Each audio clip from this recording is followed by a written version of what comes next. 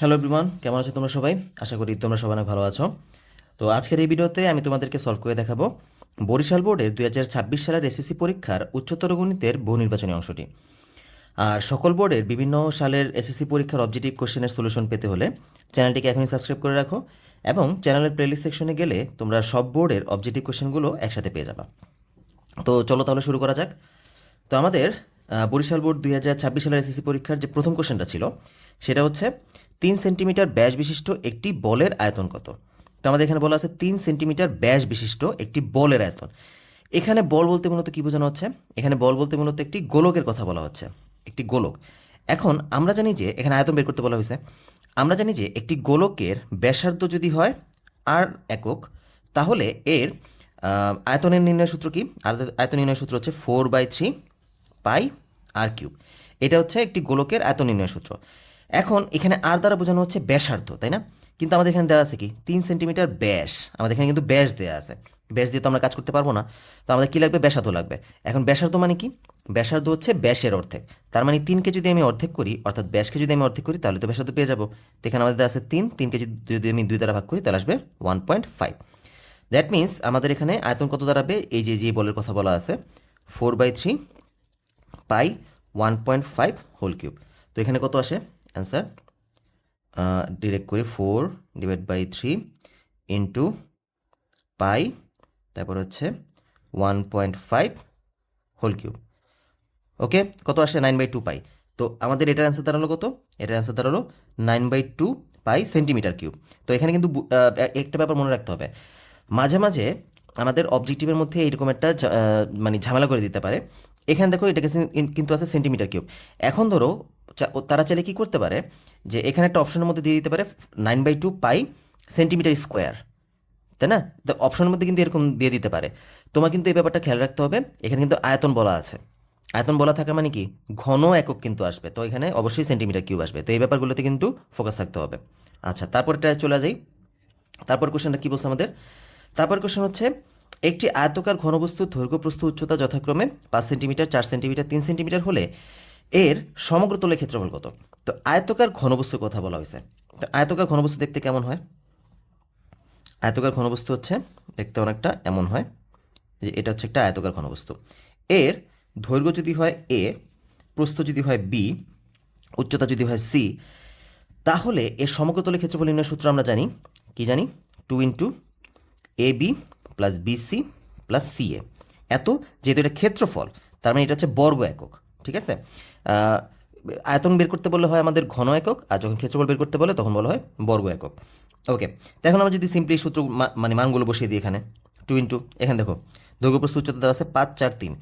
তো আমরা বলতে পারি 5 into 4 plus 4 into 3 plus 3 into 5। তো এখন আমি যদি ক্যালকুলেটারের মধ্যে ইউজ করি 5 into 4 plus 4 into 3 plus 3 into 5, এটা করলেই 94। তার মানে এটার আমাদের অ্যান্সার আসতেছে কত? 94 সেন্টিমিটার স্কোয়ার। ওকে, এখানে আসবে 94। দেন 2 নম্বর কোশ্চেন শেষ। এবার আসো 3 নম্বর কোশ্চেনে। 3 নম্বর কোশ্চেন কী বলা আছে? যদি √8 ভিত্তিক লগ এক্স ইকুয়ালস টু 5 সমস্ত 1/3 হয়, তবে এক্সের মান কত? তো এই কোশ্চেনগুলোকে তুমি চাইলে হাতে কলমে করতে পারো, কোনো সমস্যা নেই। অথবা আমাদের যখন অবজেক্টিভ আকারে এই কোশ্চেনগুলো আসে তখন তো আসলে হাতে কলমে করতে গেলে এটা অনেক সময় সাপেক্ষ ব্যাপার হয়ে দাঁড়ায়। আর যেহেতু আমাদের সায়েন্টিফিক ক্যালকুলেটর ইউজ করার পারমিট আছে, তো আমরা কেন শুধু শুধু এটাকে হাতে কলমে করতে যাব? তাই আমি এখন তোমাদেরকে ফার্স্টে এটা হাতে কলমে করে দেখাবো। দেখো এখানে কি আছে আমাদের, আমি আগে পুরো অঙ্কটাকে তুলি। এখানে আছে √8 ভিত্তিক, তো আমি এই লগের যাব। আমাদের ভিত্তি হচ্ছে √8, আর এখানে হচ্ছে কত? এক্স আনার জন্য কী করবো? আলফাতে প্রেস করে এটাতে প্রেস করবো, এক্স চলে আসে। দেন আমাদের হচ্ছে ইকুয়াল। ইকুয়াল আমরা কীভাবে? আলফাতে প্রেস করে ক্যালকে প্রেস করলে ইকুয়াল চলে আসবে, কেউ আবার এই ইকুয়ালে প্রেস করো না কিন্তু। দেন আসছে কত? 5 সমস্ত 3/1। তো সমস্থানে আমরা আনি কীভাবে? এখানে সমস্থানের জন্য এই যে দেখো এটা হচ্ছে ভগ্নাংশ, উপরে দেখো সমস্ত আছে। শিফটে প্রেস করে এটাতে প্রেস করবো, সমস্ত চলে আসছে। দেন 5, উপরে হচ্ছে কত? 1, নিচে হচ্ছে কত? নিচে হচ্ছে 3। ব্যাস, এই যে অঙ্ক তোলা শেষ। এবার আমরা কি করব? আমাদের জাস্ট কাজ হচ্ছে এবার শিফটে প্রেস করে একবার ক্যালকে প্রেস করব, দেন আমরা এখানে ইকুয়ালে প্রেস করব। এটা করলে আমাদের অ্যান্সার চলে আসবে। এক্স এর মান কত দাঁড়ালো? 256। তার মানে এখানে অ্যান্সার দাঁড়াচ্ছে আমাদের ক 256। এখন এটা যদি তুমি চাও যে হাতে কলমে করতে, তা হাতে কলমে আমরা কীভাবে করবো তোমাদের একটু হাতে কলমে করে দেখাই দিই। লগ √8x ইকুয়ালস টু 5/3, বা এখন আগে আগে এটাকে সমস্তটাকে ভেঙে নিই। লগ √8x, এখানে কত, 3 5 15 1 16, উপর থাকবে 16/3। এখন বলো তো আমরা কি লগের একটা সূত্র জানি না, যে ধরো লগ এ ভিত্তিক লগ বি ইকুয়ালস যদি সি হয়, তার আমরা বলতে পারি বি মানে হচ্ছে a⁻c, অর্থাৎ এখানে ভিত্তি আকারে চলে যায়। তো এখানে আমরা সেম কাজ করতে পারি, এখানে ছিল ভিত্তি, এটাকে এখানে ভিত্তি আকারে নিয়ে নেব। তাহলে এখানে থাকবে কত, এক্স ইকুয়ালস টু √8, ঠিক আছে, √8⁻16/3 চলে আসছে। তাহলে কত দাঁড়ায় এক্স। এখন আমি √8কে ভাঙি, 8 আসবে কত, 1/2। এটাকে রুটকে ভেঙে আমরা 1/2 বলতে পারি, এখানে হচ্ছে 16/3। ডান। এখন আসবে কত, এক্স ইকুয়ালস টু 8 পাওয়ারের উপর হোল পাওয়ার থাকলে তারা গুণ হয়ে যায়, তাহলে এখানে আসবে কত, 16/3 × 6। ব্যাস। তারপর আসো x⁻। 8কে তো ভেঙে আমরা আরও মানে ছোটো বানাইতে পারি, আমরা 8কে ভেঙে বলতে পারি 2³ 16/6, বা x⁻। এখানে কি আসবে, পাওয়ার উপর পাওয়ার, মানে এটা গুণ হয়ে যাবে সেমভাবে, 2³ 3 × 16/6। এবার কাটাকাটি করি, 3 দিয়ে কাটলে 2, 2 দিয়ে কাটলে 8, ঠিক আছে। তাহলে x এর মান দাঁড়াচ্ছে কত, 2⁸, তাহলে x দাঁড়াচ্ছে কত, 256। ওকে। তো তুমি চাইলে এভাবে করতে পারো, হাতে কলমে করতে পারো। এটা যদি সৃজনশীল আকারে আসে তাহলে তুমি হাতে কলমে করতে পারো, অথবা অবজেক্টিভ আকারে আসলে ক্যালকুলেটর করতে পারো। তারপর 4 নম্বর কোশ্চেন চলে যাই। 4 নম্বর কোশ্চেন কী বলছে আমাদেরকে? 4 নম্বর কোশ্চেন হচ্ছে, মূল বিন্দু সাপেক্ষে পি ও কিউ বিন্দুর অবস্থান ভেক্টর যথাক্রমে 9a - 4b এবং -3a - b হলে পি কিউ ইকুয়ালস টু কত। তো এটার জন্য আমাদের একটা সূত্র জানা থাকা লাগবে ফার্স্টে, যে আমরা ধরো এখানে একটা বিন্দু আছে পি, আর এখানে একটা বিন্দু আছে কিউ। এখন আমরা ধরে নিলাম যে, আমি আগে সূত্র আকারে এটাকে বলতেছি, ধরলাম কোনো বিন্দু ও এর সাপেক্ষে পি এর অবস্থান ভেক্টর হচ্ছে, ধরলাম আমরা স্মল পি, ঠিক আছে, আর নিচে দাগ দিলাম যেহেতু এখানে নিচে দাগ দেওয়া আছে। আচ্ছা, আর কিউ এর অবস্থান ভেক্টর ধরে নিলাম ও এর সাপেক্ষে হচ্ছে স্মল কিউ। ডান। এখন যদি আমাকে পি কিউ বের করতে বলে, তখন আমরা কি করব? দেখো তো এখানে কিন্তু আমরা একটা যোগবিধি দেখতে পাচ্ছি। যোগবিধিটা কীরকম, যে ওপি প্লাস পি কিউ, বলতে পারি আমরা ওপি প্লাস পি কিউ মানে হচ্ছে ও কিউ। যারা ভেক্টর জানো তারা তো হয়তো বা এটা বুঝতে পারতেছো যে এখানে আমরা যোগবিধিটা কীভাবে অ্যাপ্লাই করছি, ও কিউ। তো দেখো তো এখানে আমরা পি কিউ কী বলতে পারি, পি কিউ মানে হচ্ছে ও কিউ মাইনাস ওপি, তাই না? তো এখানে আমি কি বলতে পারি ব্যাপারটা এরকম, যে পি কিউ মানে হচ্ছে ও কিউ মানে কি, দেখো তো ও কিউ মানে হচ্ছে small q, that means q, আর ওপি মানে কি, ওপি মানে হচ্ছে স্মল পি। তার মানে পি কিউ মানে হচ্ছে কিউ মাইনাস পি। দেখো পি ছিল আগে, কিউ ছিল পরে, এখানে গেছে কিউ আগে পি পরে। তো এইভাবে তুমি জিনিসটা মনে রাখতে পারবা। ডান। তো এটা হচ্ছে একটা সূত্র, পি কিউ মানে হচ্ছে কিউ মাইনাস পি, আর যদি কিউপি বলতাম, কিউপি মানে হচ্ছে পি মাইনাস কিউ। তো এই সূত্রটাই আমরা এখন এখানে অ্যাপ্লাই করবো। আমি তো এখানে ধরে নিয়েছিলাম পি আর স্মল কিউ, কিন্তু এখানে দেওয়া আছে কি, দেখো এখানে দেওয়া আছে 9a - 4b আর -3a - b। তো আমি যদি এখানে পি কিউ বের করতে চাই, তাহলে কী দাঁড়াবে বলো তো? পি কিউ বের করতে চাইলে এখানে কি আসবে, ফার্স্টে কিউ এর মানটা, যেহেতু আমরা এখানে দেখলাম যে আগে কিউ আসে পরে পি আসে, তো আগে কিউ এর মানটা আসবে পরে পি এর মানটা আসবে, তার মানে আগে আসবে এটা -3a - b মাইনাস, তারপর আসবে এটা 9a - 4b, ঠিক আছে। এখন যদি ব্র্যাকেটটা উঠে আনি, কত আসবে, -3a - b, আর আসবে -9a, মাইনাস মাইনাস হয়ে যাবে +4b। তাহলে কত আসতেছে এখানে, দেখো তো এখানে আসতেছে আমাদের কত, যদি এ হিসেব করি 9 আর 3 12, 12a আসতেছে, আর বি আসতেছে কত, বি আসতেছে হচ্ছে +3b, ঠিক আছে। তো এইটা হচ্ছে আমাদের মূলত অ্যান্সার। তাহলে দেখি তো এটা আসে কোথায়, এই যে -12a + 3b, তাহলে গ হচ্ছে আমাদের অ্যান্সার। তো আশা করি ব্যাপারটা বুঝতে পারছো, সম্পূর্ণ ক্লিয়ার। ওকে, তারপর আসি, তারপরে 5 নম্বরটা। 5 নম্বরটা কি, একটি ছক্কা ও একটি মুদ্রা নিরপেক্ষভাবে নিক্ষেপ করলে বিজোড় সংখ্যা ও একটি টি আসার সম্ভাবনা কত। তো এই টাইপের অঙ্কের ক্ষেত্রে তুমি চাইলে মুখে মুখেও করে ফেলা যায় এই অঙ্কগুলো, তুমি যদি আগে থেকে প্রবাবিলিটি সম্পর্কে ভালো জেনে থাকো তাহলে মুখে মুখেও করে ফেলতে পারো। তবে আমি এখানে তোমাদেরকে চিত্র এঁকে দেখাবো। এখানে কি বলছে, একটি ছক্কা একটি মুদ্রা। তো আমাদের দেখো তো, একটি ছক্কা আর একটি মুদ্রা যদি নিক্ষেপ করি, ফার্স্টে যদি আমি একটা ছক্কা নিক্ষেপ করি, এই ছক্কা, তাহলে 6টা হিসেবে বেরোবে। দেখো এটা আসবে 1, তারপর আসবে 2, তারপর আসবে 3, তারপর আসবে 4, তারপর আসবে 5, দেন 6, এটা আসছে না। এখন বলছে কি, একটি ছক্কা এবং একটি মুদ্রা নিরপেক্ষভাবে নিক্ষেপ করলে বিজোড় সংখ্যা এবং একটি টি আসার সম্ভাবনা কত। এখানে কিন্তু ওরা স্পেসিফাই করে দিছে যে বিজোড় সংখ্যা আসতে হবে।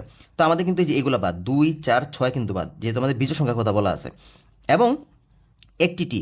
এখন যদি আমি এই যে বিজোড় সংখ্যাগুলো থেকে যদি আমি আবার মুদ্রাটা বের করি, তাহলে কত আসবে দেখো তো, এই যে দেখছো। তো এখানে কত আসতেছে, এখানে এইচ আসবে, এখানে টি আসবে। আমি শুধুমাত্র টিটা লিখি, যদি এখানে এইচ টি আসবে, টি টি। তো দেখো তো বিজোড় সংখ্যা টি পাচ্ছ কয়টা, এই যে বিজোড় সংখ্যা টি একটা, বিজোড় সংখ্যা টি দুইটা, বিজোড় সংখ্যা টি তিনটা। তার মানে বিজোড় সংখ্যা এবং টি আসার সম্ভাবনা হচ্ছে তিনটা। কিন্তু আমাদের যখন প্রবাবিলিটি আমরা বের করতে যাই, আমাদের কি থাকে, উপরে থাকে ঘটনার অনুকূল ফলাফল আর নিচে থাকে সকল সম্ভাব্য ফলাফল। তো ঘটনার অনুকূল ফলাফল হচ্ছে 3, কিন্তু সকল সম্ভাব্য ফলাফল কত আসবে, সম্ভাব্য ফলাফল হচ্ছে এখানে টোটাল যতগুলো রেজাল্ট আসার কথা ছিল, কয়টা রেজাল্ট আসার কথা ছিল, 1, 2, এখান থেকে বেরোতো 3, 4, 5, 6, 7, 8, 9, 10, 11, 12, তার মানে নিচে আসবে 12। আর এই যে সকল সম্ভাব্য ফলাফলটা আমরা অ্যাকচুয়ালি কীভাবে বের করি, সেটা হচ্ছে একটি ছক্কা থেকে রেজাল্ট পাই আমরা 6টা, একটি মুদ্রা থেকে রেজাল্ট পাই আমরা 2টা, এদেরকে যদি তুমি গুণ করে দাও তাহলে আসে 12। এটাকে বলা হয় নমুনা বিন্দু। বুঝতে পারছো, এই নমুনা বিন্দুটাই হচ্ছে আমাদের সকল সম্ভাব্য ফলাফল। তো তুমি এভাবেই আমরা মুখোমুখি চাইলে বের করে ফেলতে পারতাম। তো এখানে আনসার আসলে কত, উপর হচ্ছে অনুকূল ফলাফল 3, নিচে হচ্ছে সকল সম্ভাব্য ফলাফল 12, কাটাকাটি করলে কত আসবে 1/4। তার মানে একটি ছক্কা ও একটি মুদ্রা নিরপেক্ষভাবে নিক্ষেপ করলে বিজোড় সংখ্যা ও একটি টি আসার সম্ভাবনা কত দাঁড়াচ্ছে 1/4। দ্যাট মিনস খ হচ্ছে অ্যান্সার। আশা করি সবাই ব্যাপারটা পুরোপুরিভাবে ক্লিয়ার হয়েছো। এটা যদি তোমরা ভালো করে পেরে থাকো তাহলে কিন্তু তোমার, আমি কিন্তু এখানে অনেক ডিটেলসে বুঝাইছি, এত কিছু তো তোমার জানার দরকার নেই। তুমি যখন এটা ভালো করে পারবা, তুমি এটা মুখে মুখেই মনে মনে করে ফেলতে পারবা যে আমাদের বিজোড় সংখ্যা বলছে, বিজোড় সংখ্যা আছে 3টা, টি আসবে কয়টা, টি আসবে 3টা, শেষ। তাহলে উপরে আসতেছে 3, আর যেহেতু ছক্কা আর মুদ্রা, তার মানে নিচে আসবে সকল সম্ভাব্য ফল আসবে 12টা, কারণ 6 দুগুণে 12, ব্যাস হয়ে গেছে। তো এটা কিন্তু মুখে মুখে করতে সর্বোচ্চ গেলে 4 থেকে 5 সেকেন্ডের বেশি লাগার কথা না। ওকে, তো এখন আসো 6 নাম্বারটাতে চলে যাই। 6 নম্বরটা কি বলছে, বৃত্তের বহিস্থ কোনো বিন্দু থেকে ওই বৃত্তে কতটি স্পর্শক আঁকা যায়। এখন তোমার ফার্স্টে বুঝতে হবে স্পর্শক কী জিনিস। এখন আমি যদি তোমাকে বলি একটা বৃত্তের সাথে একটা রেখা আঁকো, তুমি কয়ভাবে আঁকতে পারবা বলো তো। একটা বৃত্তের সাথে একটা রেখাকে কিন্তু তুমি 3ভাবে আঁকতে পারবা।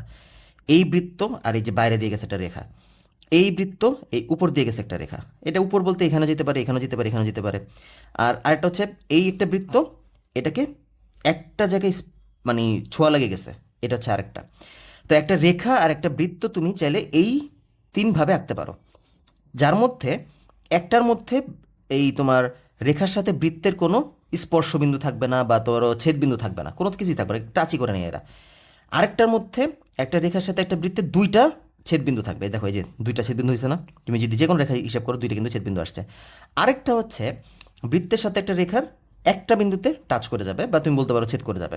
তো যেই রেখাগুলো একটা বৃত্তকে জাস্ট একটা বিন্দুতে স্পর্শ করে যায় তাকে মূলত বলি আমরা স্পর্শক। তো এখানে আমাদের বের করতে বলা হয়েছে একটি বহিস্থ কোনো বিন্দু থেকে বৃত্তে কতটি স্পর্শক আঁকা যায়।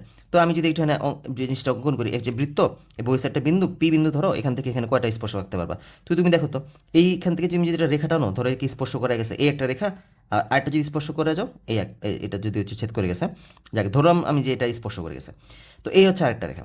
দেখো তো এর বাইরে কি তুমি আর এখানে স্পর্শ আঁকতে পারবা, তুমি আর যদি এই রেখা টান দাও, দেখো এই যে 2টা স্পর্শ বিন্দু পেয়ে গেছো, 2টা ছেদ বিন্দু পেয়ে গেছো।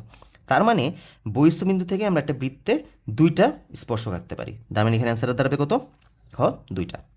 ওকে, তো 6 নাম্বার শেষ। এখন আসো 7 নাম্বারে চলে যাই। 7 নাম্বার কি বলছে, cos θ = √3/2 হলে sin 3θ = কত।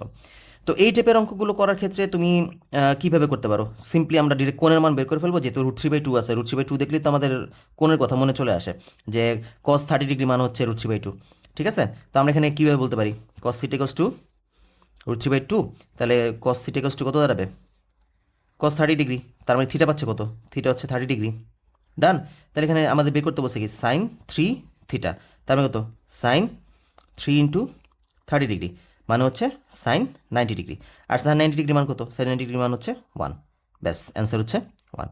তো এখানে কোণ বের করে আমরা সিম্পলি ডিরেক্ট এই মানটা বের করে ফেলতে পারি। তবে এই জন্য তোমার অবশ্যই যদি তুমি চার্টটা মনে রাখো, যে আমাদের মানের যে চার্টটা আছে সেই চার্টটা যদি মুখস্থ রাখতে পারো তাহলে কিন্তু তোমার জন্য সুবিধা, তুমি কিন্তু অল্প সময়ের মধ্যে এটা সলভ করতে পারবা, আনলেস বারবার ক্যালকুলেটারের মধ্যে চাপ দিয়ে দেখা লাগবে। বাই দ্য ওয়ে, তুমি কিন্তু ক্যালকুলেটর দিয়েও এটা মান বের করতে পারবা। কীভাবে দেখো, তুমি যদি এখানে চাও যে আমাদের থিটা মান, তুমি ধরো ভুলে গেছো যে আমাদের এখানে √3/2 কোনটা, আমি ভুলে গেছি, তখন তুমি কি করবা, তখন তুমি ক্যালকুলেটর ইউজ করো। দেখো এই জিনিসটাকে তুমি কীভাবে করতে পারো, যে কস থিটা ইকোয়াস টু তো √3/2, তা তুমি এখানে বলতে পারো থিটা মানে হচ্ছে কজ ইনভার্স √3/2। আর এই সিম্বলটা কিন্তু আমাদের ক্যালকুলেটারের মধ্যে আছে। কোথায় দেখো, এই যে কজের উপরে দেখছো উপরে কিন্তু এই যে কজ ইনভার্স আছে। তো শিফটে প্রেস করে এটাতে প্রেস করবা, কজ ইনভার্স চলে আসছে। উপরে দাঁড়াবে কত, উপরে হচ্ছে √3, নিচে কত, নিচে হচ্ছে 2, ব্র্যাকেট ক্লোজ করি, দেন ইকুয়াল দিলে কিন্তু দেখো 30 ডিগ্রি চলে আসছে। তো তুমি চাইলে কিন্তু এভাবে কোনটা যদি সামহাও ভুলে যাও তাহলে কিন্তু বের করে নিতে পারবা। ওকে, ডান। তারপর আসি 7 গেল, এবার 8-এ আসি। কোনো সেটের সদস্য সংখ্যা n হলে প্রকৃত উপসেট সংখ্যা কত? প্রকৃত উপসেট, এটা আগে ফার্স্টে বুঝতে হবে। ফার্স্টে আমি বুঝে নিই উপসেট ব্যাপারটা কি। উপসেট হচ্ছে, ধরো উপসেট হচ্ছে যে এমন একটা সেট যেই সেটের সকল উপাদান যে মূল সেটের মধ্যে মানে সাথে মিলে যায়। ফর এক্সাম্পল ধরো এর উপাদান হচ্ছে ধরলাম আমি 1 2, ধরলাম বি হচ্ছে 1, সি হচ্ছে 2, আর ডি হচ্ছে আবার 1 2। তাহলে দেখো তো, এই যে বি সেটের সকল উপাদান, বি সেটের উপাদান কি এই যে 1, এটা কি আবার এ সেটের মধ্যে আসে না? তার মানে বলতে পারতেছি বি হচ্ছে এর একটা উপসেট। সেমভাবে সি এর দেখো উপাদান কত 2, এটা কিন্তু এর মধ্যে আছে, তার মানে সিও হচ্ছে এর একটা উপসেট। ডি এর মধ্যে উপাদান আছে কয়টা, 1 2, দেখো এই উপাদানগুলো কিন্তু এর সাথে মিলে যেতেছে, তার মানে ও কিন্তু একটা এর উপসেট। তাহলে প্রকৃত উপসেট কি জিনিস?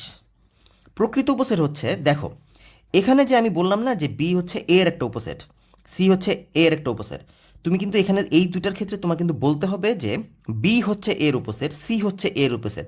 তুমি কিন্তু কখনোই বলতে পারবে না এ হচ্ছে বি এর উপসেট, এ হচ্ছে সি এর উপসেট, এটা কিন্তু বলা যাবে না। অর্থাৎ তুমি এখানে বলতে পারবা b subset of a, c subset of a, কিন্তু এ কিন্তু তুমি সাবসেট অফ বি কখনোই বলতে পারবা না। সেমভাবে সি কিন্তু subset of A, sorry A subset of C, এটা কিন্তু তুমি কখনো বলতে পারবা না, কারণ সি সেটের এ সেটের মধ্যে এমন কিছু উপাদান আছে যেটা কিনা সি এর মধ্যে নাই। সেমভাবে এ সেটের মধ্যে এমন উপাদান আছে যেটা কিনা বি এর মধ্যে নাই। এই জন্য আমরা এ কে বি আর সি এর কিন্তু উপসেট বলতে পারবো না, বাট বি কে কিন্তু এ আর সি এর উপসেট বলতে পারবো। এখন আসো ডি এর ক্ষেত্রে। দেখো তো, ডি এর ক্ষেত্রে যা উপাদান এর ক্ষেত্রে কিন্তু সেম উপাদান আছে। তো এই ক্ষেত্রে আমরা বলতে পারি ডিও হচ্ছে এ এর একটা উপসেট, আবার এ কেও তুমি কিন্তু চাইলে বি এর একটা ডি এর একটা উপসেট বলতে পারো। অর্থাৎ এই ক্ষেত্রে তুমি বলতে পারবে এ হচ্ছে ডি এর একটা সাবসেট, আবার ডিও হচ্ছে এর একটা সাবসেট। যখন এই কন্ডিশন চলে আসে তখন এদেরকে আমরা সিম্বলাইজ করি এভাবে, এই যে নিচে একটা ইকুয়াল চিহ্ন চলে আসে, ইকুয়াল দ্বারা মূলত বোঝায় যে দুইটার মধ্যে সেম উপাদান আছে, এটা ডি। তো এইটা হচ্ছে আমাদের এক ধরনের। তো এইখান থেকে তুমি কি বুঝতে পারলা, এটা ক্যারেক্টারিস্টিকে চেঞ্জ আসছে না? তো আমাদের এই যে এইরকম ক্ষেত্রগুলোকে বলা হয় প্রকৃত উপসেট। ওরা হচ্ছে এই বি আর সি হচ্ছে এর প্রকৃত উপসেট, কিন্তু ডি তো সমান সমান হয়ে গেছে, শক্তি টক্কর দিতেছে, তো এই জন্য ডিকে ওর প্রকৃত উপসেট বলা হয় না। ব্যাপারটা বুঝতে পারছো? এখন আমাদের বলছে কোনো সেটের সদস্য সংখ্যা যদি এন হয় প্রকৃত উপসেট সংখ্যা কত। আমি এটা তোমাদের ফার্স্টে বিস্তারিত বললাম, কিন্তু এটা তুমি কিন্তু একটা সূত্রের মাধ্যমে ডিরেক্ট মনে রাখতে পারো। আমরা যদি কোনো সেটের উপাদান সংখ্যা যদি হয় এন, তাহলে এর উপসেট সংখ্যা হয় 2n, আর প্রকৃত উপসেট হয় 2n-1। একটা সেটকে বাদ দেওয়া হয়, সেটা কেন বাদ দেওয়া হয় সেটা এখন তোমাদেরকে আমি ব্যাখ্যা করে দিই। তো আচ্ছা, এটাকে অ্যান্সারটা আমি বলে নিই যে 2n-1, তার মানে প্রকৃত উপসেটের সংখ্যা কত, 2n-1। এটা তো ডিরেক্ট মুখস্থ বিদ্যা, এটা করতে 1 সেকেন্ড সময় লাগার কথা, কারণ এটা কিছুই না, এটা মুখস্থ আমরা অলরেডি সবাই জানি। কিন্তু প্রশ্ন হচ্ছে কেন এটা কেন হয়, 2n-1টা কেন লেখা হয়? ফর এক্সাম্পল এটা এই দুটি ধরি, এ হচ্ছে এ সেটের উপাদান হচ্ছে কত 1 2 না? এখন দেখো তো, আমি যদি ওর উপসেটগুলো বের করতে যাই, উপসেটগুলো আমরা কীভাবে বের করবো? ফার্স্টে আসবে 1 2, দেন আসবে 1, দেন আসবে 2, দেন আসবে ফাঁকা সেট।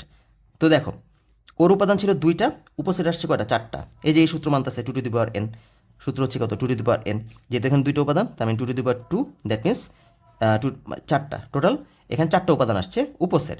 এখন কথা হচ্ছে প্রকৃত উপসেট কয়টা? প্রকৃত উপসেট হচ্ছে 2n-1, মানে হচ্ছে 2 - 1, দ্যাট মিনস 4 - 1 মানে হচ্ছে 3টা। এখন এই যে 3টা, এই 4টা উপসেট, এর মধ্যে কারা কারা ওর প্রকৃত উপসেট? তো একটু আগে তো তোমাদের বললাম যে দেখো এর সাথে কিন্তু এটা মিলে যেতেছে, তো এই উপাদানটা কিন্তু বাদ চলে যায়। ব্যাপারটা বোঝা গেছে? এই উপাদানটা কিন্তু বাদ চলে যায়। তো এইটাকে বাদ চলে যাওয়ার কারণেই এই একটা উপাদান সবসময় বাদ যায়, এই জন্য আমাদের 2n-1 করা হয়, একটা উপাদানকে বাদ দিয়ে আমরা প্রকৃত উপসেটটা বের করি। ওকে, তো এটা আশা করি সবাই বুঝতে পারছো। তো এইটা গেল আমাদের 8 নম্বর কোশ্চেন। এবার আসো 9 নম্বর কোশ্চেনে আসি। ওকে, 9 নম্বর কোশ্চেনে পি ও কিউ দুটি বহুপদী হলে পি মাইনাস কিউ একটি বহুপদী, পি কিউ বহুপদী নাও হতে পারে, পি বাই কিউ বহুপদী হতেও পারে আবার নাও হতে পারে।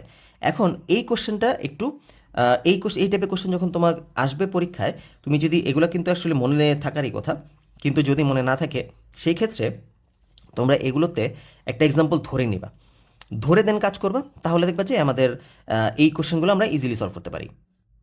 তো এখন প্রথমে আগে জেনে নেই বহুপদী হতে হলে মানে একটা পদের কীরকম গঠন হতে হয়। এটা মনে রাখবা, একটা রাশি যদি বহুপদী হতে হয় তাহলে তার গঠন এরকম হতে হবে c x to the power p y to the power q, যেখানে পি আর কিউ দ্যাট মিনস এই যে পাওয়ারগুলো আছে এই পাওয়ারগুলো হইতে হবে তোমার অঋণাত্মক পূর্ণ সংখ্যা। বুঝতে পারছো? এখানে প্রথমত এরা ঋণাত্মক হইতে পারবে না, দ্বিতীয়ত এটা খণ্ড সংখ্যা হইতে পারবে না। ওকে, তো খণ্ড সংখ্যা হওয়া যায় না, ঋণাত্মক হওয়া যাবে না। যদি পূর্ণ সংখ্যা হয় এবং ধনাত্মক সংখ্যা হয় কেবলমাত্র তখনই তুমি সেই রাশিটাকে একটা বহুপদী বলতে পারবা। ওকে, এখন প্রথমে বলছে যে পি মাইনাস কিউ একটি বহুপদী কিনা। দেখো তো আমি একটা ধরলাম যে আমাদের পি পি পি একটা আমি বহুপদী ধরে নেই যে 5x to the power 5 plus 3x to the power 4। Okay, ধরো এটা হচ্ছে একটা আমি বহুপদী ধরে নিলাম। এখন কিউ ধরলাম আমি সাপোজ কিউ ধরে নিলাম 5x to the power 6 plus 2x to the power 4। এখন বলো তো আমি যদি এদেরকে বিয়োগ করি, বিয়োগ করলে দেখো তো কী আসে। বিয়োগ করলে কিন্তু এটা 5x to the power minus 5x to the power 6 আসবে। এটা যদি বিয়োগ করে দিই তাহলে plus 5x to the power 5 আসবে। দেন হচ্ছে এটা তো বিয়োগ হয়ে যেতেছে, তাহলে আসবে কত, শুধুমাত্র plus x to the power 4 আসবে। তো দেখো আমাদের এই যে দুইটা বহুপদীকে যখন আমি বিয়োগ করছি তখন যে রেজাল্ট আসছে, দেখো তো এখানে কোনো অঋণাত্মক মানে কী বলে ঋণাত্মক খণ্ড সংখ্যা আসছে কোনো? দেখো সবগুলো পাওয়ার কিন্তু ধনাত্মক পূর্ণ সংখ্যা। তার মানে আমরা যে বিয়োগ করছি, বিয়োগ করার পরে কিন্তু একটা বহুপদী পাইছি, দ্যাট মিনস এটা কিন্তু কারেক্ট। সেমভাবে আমি যদি এদিকে গুণ করতে যেতাম, দেখো তো পি আর কিউকে যদি আমি গুণ করতে যেতাম 5x to the power 5 plus 3x to the power 4, এটার সাথে যদি আমি 5x to the power 6 plus 2x to the power 4 যদি গুণ করতাম তাহলে কত দাঁড়াতো বলো তো? 25x টু দি পাওয়ার 11 আসতো ফার্স্টে, দেন 5 দুগুণে 10, x টু দি পাওয়ার 9 আসতো, দেন 3 5 15, x to the power 10 plus 3 দুগুণে 6, x টু দি পাওয়ার 8। দেখো তো এখানে কি কোনো ঋণাত্মক সংখ্যা আসছে অথবা কোনো খণ্ড সংখ্যা আসছে? তার মানে কিন্তু গুণ করলে পরেও আমরা একটা বহুপদী পাইছি, এটাও কিন্তু কারেক্ট। ও ওয়েট, এটা তো আমাদের বলছে পি কিউ বহুপদী নাও হতে পারে, এটা অ্যাকচুয়ালি ভুল। গুণ করলে অবশ্যই বহুপদী আসবে, এটা 100% শিওর। এখানে নাও হতে পারে, কখনোই হওয়া সম্ভব না, কারণ পি কিউ যদি তুমি গুণ করো, গুণ করলে অবশ্যই আমাদের সেটা বহুপদী আসবেই আসবে। তুমি কখনোই দুইটা যদি বহুপদী আগে থেকেই তারা যদি বহুপদী থাকে, গুণ করার পরে তো পাওয়ার আরও বাড়বে, ঠিক আছে? আর যদি যেহেতু তারা আগে থেকে বহুপদী, তার মানে অবশ্যই তারা বহুপদী শর্তগুলো মানতেছে, অর্থাৎ পাওয়ারগুলো মানে পূর্ণ সংখ্যা প্লাস হচ্ছে ধনাত্মক সংখ্যা। তো পূর্ণ সংখ্যা ধনাত্মক সংখ্যা যদি থাকে, তারা কি গুণ হয়ে কখনো ঋণাত্মক হওয়া সম্ভব অথবা খণ্ড সংখ্যা হওয়া সম্ভব? তো এটা কিন্তু কখনোই হবে না। যে নাও হতে পারে এটা কিন্তু আমরা মানতে পারতেছি না, নাও হতে পারে এর হবে না। আমরা জানি যে পি কিউ 100% বহুপদী হবেই হবে। ওকে, এটা গেল। এবার আসো যেহেতু একটা বাদ চলে গেছে তার মানে অবশ্যই অ্যান্সার আসবে একবার 1 আর 3, এটা তো শিওর, এটা আমরা মোটামুটি বুঝে গেছি যে 1 আর 3 হবে অ্যান্সার। এখন পি কিউ কি বহুপদী হতে পারে আবার নাও হতে পারে, এইখানে হচ্ছে একটা ব্যাপার। এটা কিন্তু সত্য। কেন সত্য দেখো, আমি যদি এখানে জাস্ট একটা 3টা জিনিস ধরি, পি হচ্ছে 5x টু দি পাওয়ার 5, আমি এক পদযুক্ত রাশি ধরতেছি। কি হচ্ছে 5x টু দি পাওয়ার 6, আর আর হচ্ছে 5x টু দি পাওয়ার, ধরো আর না কিউ কিউ প্রাইম ধরলাম, কিউ এর দুইটা মান ধরলাম। হ্যাঁ, কিউ এর আমরা দুইটা মান ধরলাম, একটা হচ্ছে 5x টু দি পাওয়ার 6 আর একটা হচ্ছে 5x টু দি পাওয়ার 4। দেখো তো আমি যদি এই দুইটাকে ভাগ করি, মানে এই দুইটা রাশিকে যদি ভাগ করি, 5x to the power 5 divide by 5x to the power 6, 5 5 কাটা চলে যায়। দেখো তো উপরে 5 নিচে 6, তার মানে কি x টু দি পাওয়ার -1 চলে আসে না এখানে? দেখছো? কিন্তু আবার যদি এটা হইতো, মানে 5x to the power 5 R 5x to the power 4 হইতো, তখন কিন্তু আবার দেখো ঠিকই x টু দি পাওয়ার 1 আসছে। তো দেখো দুইটা কন্ডিশনের মধ্যে এখানে কিন্তু এটা কিন্তু বহুপদী রইল না, কারণ এখানে কিন্তু দেখছো পাওয়ার কিন্তু ঋণাত্মক চলে আসছে। আমরা একটু একই বলছিলাম, পাওয়ার কিন্তু ঋণাত্মক আসা যাবে না, খণ্ড সংখ্যাও আসা যাবে না, তার মানে কিন্তু এটা কিন্তু বহুপদী আর থাকলো না। অথচ এখানে দেখো কিন্তু আবার বহুপদী চলে আসছে। তার মানে ভাগের ক্ষেত্রে আমরা সামটাইমস বহুপদী পাই, আবার সামটাইমস বহুপদী পাই না, এই জন্য এটা কারেক্ট বলছে যে হতেও পারে আবার নাও হতে পারে। ওকে, ডান। আশা করি এই জিনিসটা আমরা সবাই বুঝতে পারছি। এবার সব পরের কোশ্চেন চলে যাই। 10 নম্বর, √(x - 1 × x - 2 plus √(x - 3 × x - 4 = √2)। এখানে সমাধান কোনটা? তো এই টাইপের অঙ্কের ক্ষেত্রে তোমার সিম্পল কাজ, এটাকে তুমি যদি নর্মালি হাতে কলমে করতে চাও বিশাল ব্যাপার হয়ে দাঁড়াবো, এটা বুঝতে পারতেছো অনেক বড় অঙ্ক। তো এই টাইপের অঙ্কের ক্ষেত্রে কী করবা, আমরা এগুলো দিয়ে মানে শুদ্ধ করে ফেলবো, মানে এগুলো বসে বসে শুদ্ধি পরীক্ষা করে ফেলবো যে কোনটা দ্বারা মিলতেছে। তাহলে তো আমাদের অ্যান্সার চলে আসবে। আর সবচেয়ে মজার কথা কি দেখো, এখানে দেখো এগুলো কিন্তু সব এক্সের মান, সবই কিন্তু এক্সের মান, ভাইবো না যে এটা এক্সের মান ওটা ওয়াইয়ের মান, তো ডিফারেন্ট ডিফারেন্টভাবে বসাইতে হবে, কারো মনে এটা চলে আসতে পারে। এটাও কিন্তু এক্সের মান, এটাও কিন্তু এক্সেরই মান, এক্সের দুইটা বীজ এগুলা। ওকে, এখন দেখো তো আমি যদি শূন্য দ্বারা একবার একটারে মানে পরীক্ষা করি, যদি ধরো শূন্য দ্বারা মানে একটাতে মিলে নাই, ধরো শূন্যের কারণে এটাগুলো মিলে নাই, তো এই শূন্যের কারণে যদি না মিলে তাহলে এই অপশনটা কিন্তু বাদ চলে যাবে, তাই না? যেহেতু শূন্যের কারণে এটা মিলে নাই, তার মানে এই শূন্যের কারণে এটা মিলবে না, তার মানে আমি আগে থেকে বলে দিতে পারতেছি যে এই অপশন যদি বাদ যায় তাহলে এই অপশন বাদ যাবে। তারপর আবার দেখো এখানে 3 3 3, দেখছো 3টা জায়গায় 3 আছে, তো তুমি যদি 3 দ্বারা ট্রাই করো, দেখো যে 3 দ্বারা মিলে নাই, তার মানে তুমি বলতে পারবে 3টা অপশনই ভুল, তখন ডিরেক্ট ক নাম্বার চলে আসবে। তো এটা হচ্ছে একটা টেকনিক, তুমি চাইলে এভাবে করতে পারো। ওকে, কিন্তু আবার আবার ঝামেলাটা তৈরি হয় কোন সময়, যদি 3 দ্বারা মিলে যায় তখন তো আবার বাকিগুলোও সবগুলো ট্রাই করতে হবে। তো এই জন্য আমি একটা একটা করে শুরু থেকেই শুরু করি। 0 দ্বারা যদি হিসাব করি, তুমি দেখো তো আমি এটাকে আর ক্যালকুলেটর ইউজ করতেছি না, 0 দ্বারা আমি নর্মালি বসে ফেলি। 0 - 1 তার মানে কত আসবে, এখানে আসবে -1, তবে 0 - 2 মানে -2, প্লাস 0 - 3, আচ্ছা এটা তো -3 আসতো, ইন্টু 0 - 4 মানে হচ্ছে -4। দেখো তো কত আসে এখানে অ্যান্সার, -1 -2 গুণ করলে কত আসে, শুধুমাত্র 2, √3 -4 গুণ করলে কত আসে, √3 4 12। দেখো তো এটা কি √2 আসছে অ্যান্সার, তার মানে কিন্তু 0-র জন্য মিলে নাই, যেহেতু 0-র জন্য মিলে নাই তার মানে এটা বাদ, এটাও বাদ। ওকে, ডান। এবার আসো 2 দিয়ে মিলাই দেখি, 2 দিয়ে মিলালে কি হয় দেখি, 2 - 1 √2 - 1, 2 - 1 মানে শুধুমাত্র 1, 2 - 2 মানে হচ্ছে 0। তারপর আসো √2 - 3 মানে হচ্ছে -1, 2 - 4 তার মানে হচ্ছে -2। দেখো এটা কিন্তু মিলে যেতেছে, দেখো দেখছো, এটার জন্য ফার্স্টে এটা তো 0 বাদ চলে গেছে, এটা মাইনাসে মাইনাসে প্লাস, তার মানে √2, এটার জন্য কিন্তু মিলছে, 2 এর জন্য মিলছে। এবার দেখি 3 এর জন্য মিলে কিনা, 3 - 1, 3 - 1 কত, 2, 3 - 2 মানে কত, 1, ব্যাস। তারপর হচ্ছে কত, 3 - 3, 3 - 3 দেখো 0 এসে পড়ছে, এটা যদি 0 হয়ে যায় তাহলে আলটিমেটলি পুরোটা তো 0 হয়েই যাবে, তার মানে এখানে কিন্তু অ্যান্সার √2ই আসতেছে। দ্যাট মিনস গ হচ্ছে আমাদের কারেক্ট অ্যান্সার। সবাই বুঝতে পারছো? তো এইভাবে তোমরা এটাকে সলভ করবা, যেন মানে ক্যালকুলেটারের চাপার দরকারই নেই, যেহেতু ছোটো ছোটো মান এগুলো তো মুখোমুখি করে ফেলা যায়। ঠিক আছে, তো এরকমভাবে তোমরা পরীক্ষার হলে সলভ করে যে দেখবা যে সিমিলারিটি কী আছে। দেখো একটা 0 না মিলার কারণে কিন্তু আমি এটাকে ডিরেক্ট বাদ দিয়ে দিতে পারছি। তো এইভাবে তোমরা সচেতন হয়ে জিনিসগুলোরে সলভ করবা। আচ্ছা, তারপর আসো 11 নম্বর কোশ্চেন চলে যাই।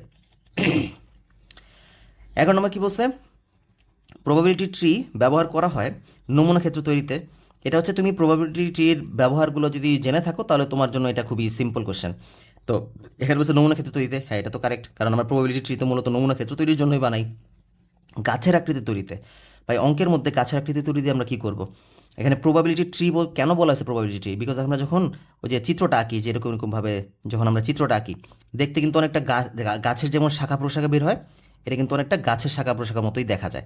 এজন্য মূলত ওকে কিন্তু বলা হয় ট্রি, প্রবাবিলিটি ট্রি, কারণ শাখা পোশাখা আছে, তো এই জন্য এটার সাথে ট্রি মানে গাছের সাথে মিল আছে, তো এই জন্য এটাকে নামকরণ করা হয়েছে প্রবাবিলিটি ট্রি। তো এটার সাথে তো গাছের কোনো সম্পর্ক নাই, গাছের আকৃতি তৈরিতে আমরা কেন প্রবাবিলিটি ট্রি, এইরকম জিনিস দিয়ে কি এটা দেখো কি অদ্ভুত টাইপের একটা গাছ হয়ে যাব, তো এটা কিন্তু ভুল।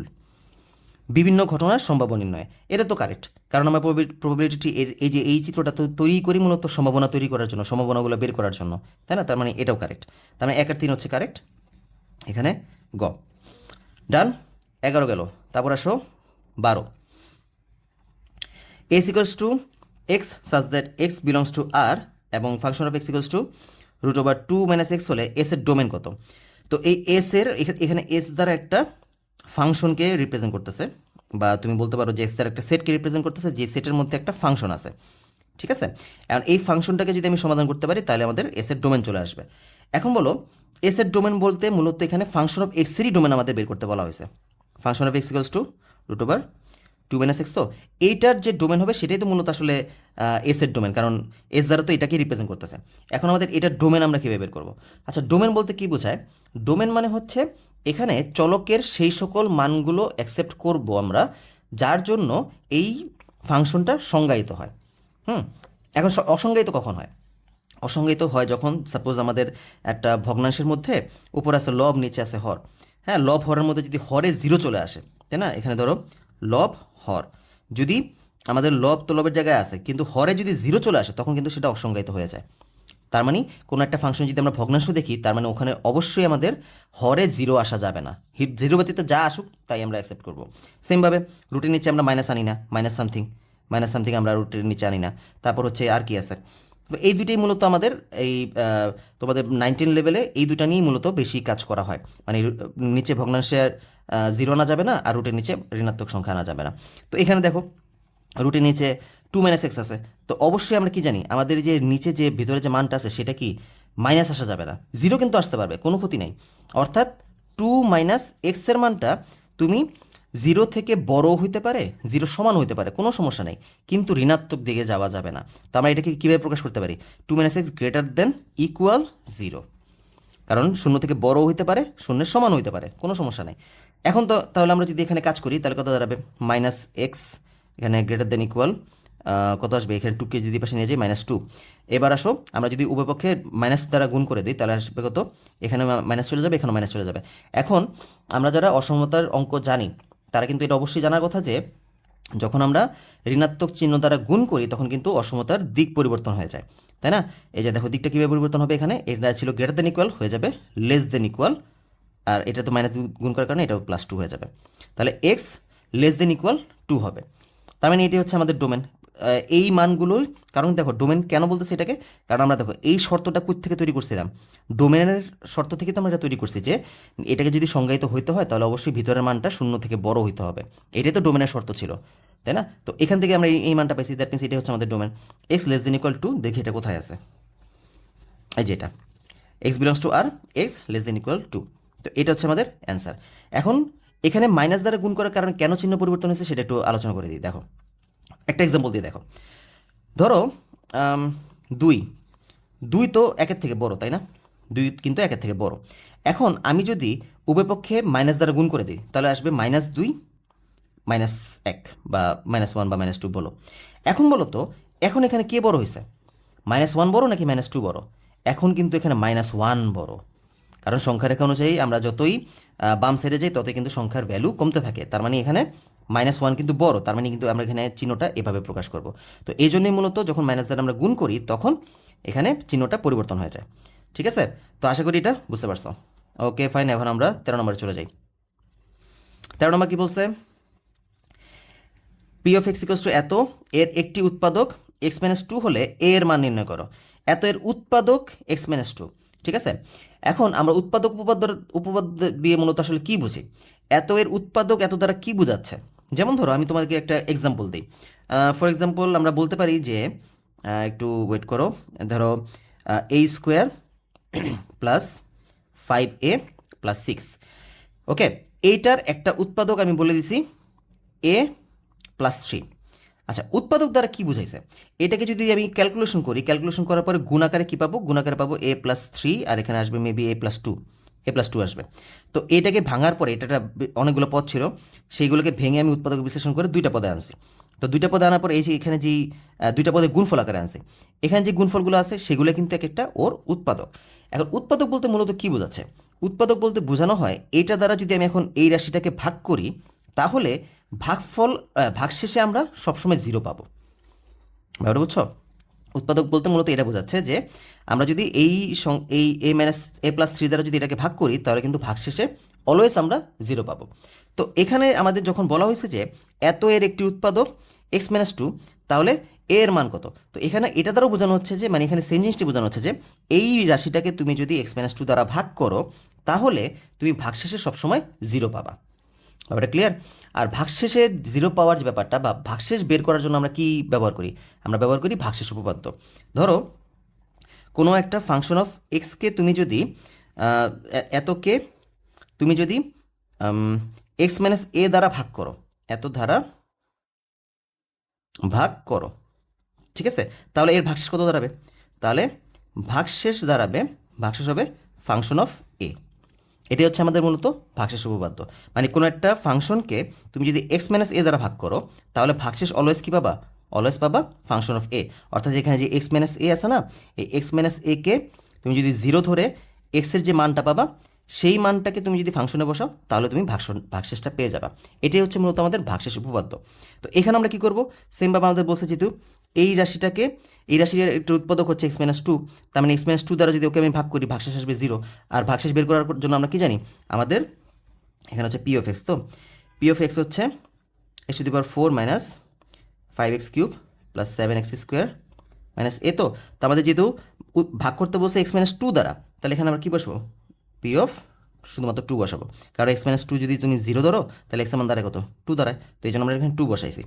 তো এখানে যদি আমি ক্যালকুলেশন করি কত আসবে, two to the power four minus five into two to the power three plus seven into two square minus a, মানে কত দ্বারা এখানে হচ্ছে 16 minus 5 into 8 7 into 4 minus a, মানে 16 40 28 মাইনাস এ। তো এখানে কত দাঁড়াচ্ছে আমাদের, এখানে দাঁড়াচ্ছে হচ্ছে গিয়ে 44 মাইনাস 40 মাইনাস এ, মানে হচ্ছে 4 মাইনাস এ। তো দেখো আমাদের এত ভাগশেষ যখন বের করছি, ভাগশেষ বের করার পর এটা আসছে। এখন যেহেতু বলা আছে এটার একটা উৎপাদক হচ্ছে এটা, তার মানে লজিক্যালি কী হওয়ার কথা, এটার যে ভাগ, এটা দ্বারা ভাগ করার পর তো জিরো আসার কথা, লজিক্যালি কি জিরো আসার কথা না, কিন্তু এখানে কি জিরো আসছে, এখানে কিন্তু জিরো আসে নাই। তার মানে লজিক্যালি আমাদের পি অফ টু আসার কথা ছিল জিরো, যেহেতু এটা উৎপাদক। তাহলে আমরা বলতে পারি যে ফোর মাইনাস এ মানে হচ্ছে জিরো, তাহলে এখানে এ দাঁড়াচ্ছে কত, এ দাঁড়াচ্ছে ফোর। ব্যাপারটা ক্লিয়ার? তো এখানে আমরা এর মান পেয়ে গেলাম কত, এর মান হচ্ছে ফোর। তো আমি এটাকে মোটামুটি সম্পূর্ণ বিস্তারিতভাবে বুঝাই দিলাম যে কেন এখানে পি অফ যখন উৎপাদক বলা থাকে তখন আমরা কেন জিরো ধরি। তো পুরো ব্যাপারটা কিন্তু আমি এখানে সম্পূর্ণ ডিটেলসে তোমাদেরকে বলে দিলাম। আশা করি এটা সবাই বুঝতে পারছো। আর এই টাইপের অঙ্ক এখন থেকে আসলে মানে তোমাদের বেসিক কনসেপ্টটা মোটামুটি ক্লিয়ার হয়ে গেল যে কেন আমরা আসলে মূলত উৎপাদক বলতে কী বোঝায়, আর উৎপাদক যখন বলে তখন আমরা এই প্রসেসটা কেন অ্যাপ্লাই করি সেটা কিন্তু মোটামুটি তোমাদেরকে ব্যাখ্যা দিয়ে দিলাম। আচ্ছা, এখন আসো 14 নম্বরটা যাই। 14 নম্বরটা কি বলছে, মাইনাস 1/3 1 1/5 1/9 অনুক্রমটির এনতম পদ কত। তো এই টাইপের যখন অঙ্ক আসবে তখন কি করবা, তখন সিম্পলি অপশনগুলোর মধ্যে চেক করবা। এনতম পদ বলতে বুঝাইতেছে যে এখানে এনের মান তুমি যদি এক বসাও তাহলে এক নাম্বার পদ পেয়ে যাবা, এনের মান যদি তুমি দুই বসাও 2 নাম্বার পদ পেয়ে যাবা, এনের মান যদি 3 বসাও 3 নাম্বার পদ পেয়ে যাবা। তার মানে এখানে তুমি কোন পদটার মধ্যে, কোন রাশিটার মধ্যে তুমি 1 2 3 বসালে এই মানগুলো পাবা, সেটাই মূলত আমাদের জিজ্ঞেস করা হয়েছে। ওকে, তো আসলে আমি এটার মধ্যে যদি ফার্স্টে ট্রাই করি, এখানে যদি 1 বসাই দেখি 1 বসালে কি এটা আসে কিনা, যেহেতু এটা আমাদের প্রথম পদ, এটা যদি আমাদের প্রথম পদ তার মানে এটার জন্য এনের মান হবে 1, এটা দ্বিতীয় পদ এটার জন্য এনের মান হবে 2, তৃতীয় পদ এটার জন্য এনের মান হবে 3, এটা হবে 4। ওকে, আচ্ছা, তো আমরা এখানে 1 বসাই, 1/5 ইন্টু 1 মাইনাস 8 মানে কত, 1/5 মাইনাস 8 মানে হচ্ছে 1/-3, দ্যাট মিনস -1/3। তো এটা একটা তো মিলে গেছে, তা আমি কি আমি খুশি হয়ে যাব না, খুশি হওয়ার কোনো কারণ নেই ভাই। আমরা আবার 2 নাম্বারটা বসাই দেখি যে মিলে কিনা। 2 যদি বসাই 1/5 ইন্টু 2 মাইনাস 8 মানে কত, 1/5 দুগুণে 10 মাইনাস 8 মানে কত, 1/2। দেখো তো মিলছে, 2 নাম্বারটা কিন্তু মিলে নাই। তো একটা দেখলে তো হবে না, আমাদের তো দুইটা দেখেই বুঝতে হবে, তাই না? তারপর আসো এরপরে আবার এটাতে দেখি, তার মানে এটা কিন্তু বাদ। 1/1 বসাও, 3 ইন্টু 1 মাইনাস 6 মানে কত, 1/3 মাইনাস 6 মানে হচ্ছে 1/-3, মানে এই প্রথমটা মিলছে। 2 নাম্বার বসাই, 2 নাম্বার কত আসবে, 1/3 ইন্টু 2 মাইনাস 6 মানে হচ্ছে 1/6 মাইনাস 6, মাই গড 1/0 আসে পড়ছে, এটাও ভুল, এটাও ভুল হবে, এটাও কারেক্ট না। এরপরটা বসাই -1/3 ইন্টু 1 মানে হচ্ছে -1/3, ডান, প্রথমটা মিলছে। তারপর আসি 2 নাম্বারটায় আসি, -1/3 ইন্টু 2 যেহেতু দ্বিতীয় পদ, তাহলে কত, -1/6 আসতেছে, তার মানে এটাও ভুল, দ্বিতীয় পদ হচ্ছে 1 আসার কথা, তার মানে তৃতীয় পদ অবশ্যই কারেক্ট হবে, দেখি মিলে কিনা। 1/4 ইন্টু 1 মাইনাস 7 মানে হচ্ছে 1/-3, মানে এই প্রথমটা মিলছে। তারপর 2 নাম্বার বসি, 1/4 ইন্টু 2 মাইনাস 7 মানে হচ্ছে 1/8 মাইনাস 7 মানে হচ্ছে 1। দেখছো? তো আমাদের কিন্তু এই যে অপশন চেক করে আমরা পেয়ে গেলাম ঘ নম্বর হচ্ছে অ্যান্সার। তো এই টাইপের অঙ্কগুলোকে এভাবে সবসময় অপশন চেক করে ফেলবা, তাহলে এটাই সবচেয়ে বেটার হয়। আচ্ছা, তারপর আসো এরপরে কোশ্চেন চলে যাই। 15-16 বলছে যে এত একটি দ্বিপদী বিস্তৃতি, নিচে তথ্যের আলোকে 15-16 নম্বর প্রশ্নের উত্তর দাও। এত একটি দ্বিপদী বিস্তৃতিটির তৃতীয় পদ কত। এখন দ্বিপদী বিস্তৃতি তোমরা যখনই করতে যাবা তোমাদের অবশ্যই কিন্তু দ্বিপদী বিস্তৃতির তমপদ বের করার সূত্রটা মনে রাখতে হবে। সেটা কি, আমাদের কোনো দ্বিপদী রাশি যদি হয় এক্স প্লাস ওয়াই পাওয়ার যদি হয় এন, তাহলে এর r+1তম পদ, r+1তম পদ নির্ণয়ের সূত্র কি, T of r+1 equals to হচ্ছে NCR x to the power n minus r r y to the power r. এটা কিন্তু আমাদের সূত্র বইয়ের মধ্যেই আছে, এটা কোনো শর্টকাট সূত্র না, এটা কিন্তু বইয়ের মধ্যেই দেওয়া আছে। এই সূত্রটা কিন্তু অবশ্যই তোমাদের জানা থাকা লাগবে, কারণ এটা আমাদের সৃজনশীলে যে অঙ্কগুলো আসে সেখানেও কিন্তু এই সূত্র দিয়ে আমাদের অনেক অঙ্ক করতে হয়। আচ্ছা, তো এখন আমরা কি করব, এই সূত্র অনুসারে আমরা ডিরেক্ট দ্বিপদী বিস্তৃতি তৃতীয় পদ বের করে ফেলি। তৃতীয় পদ আমি কিন্তু সূত্রের মধ্যে লিখছি r+1তম পদ, ঠিক আছে। এখানে কিন্তু বলছে তৃতীয় পদ, মানে আমাদের বলছে তৃতীয় পদ, তো তৃতীয় পদ, আমরা তৃতীয় পদকে কখনো তৃতীয় পদ লিখি না, আমরা বলি যে এটা 2+1তম পদ।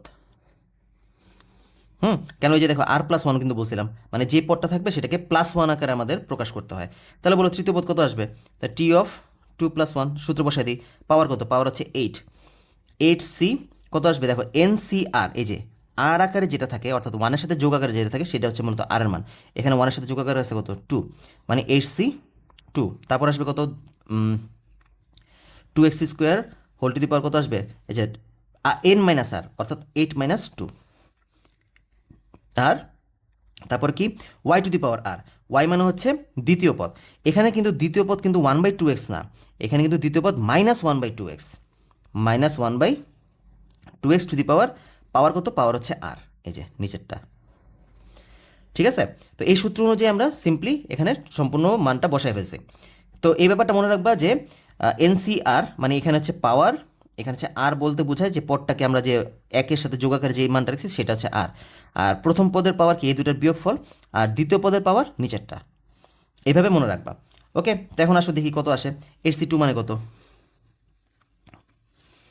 8c2 মানে হচ্ছে 28 into 2x² whole to the power 6 into, এখানে স্কোয়ারের জন্য এই মাইনাসটা প্লাস হয়ে যাবে, 1/2 হয়ে যাবে 4x²। তো কত আসে 28। আচ্ছা, 2 টু দি পাওয়ার 6 আসবে, 2 টু দি পাওয়ার 6 মানে হচ্ছে 64 আর পাওয়ার গুণ হয়ে যাবে x টু দি পাওয়ার 6 দুগুণে 12 ইন্টু 1/4x²।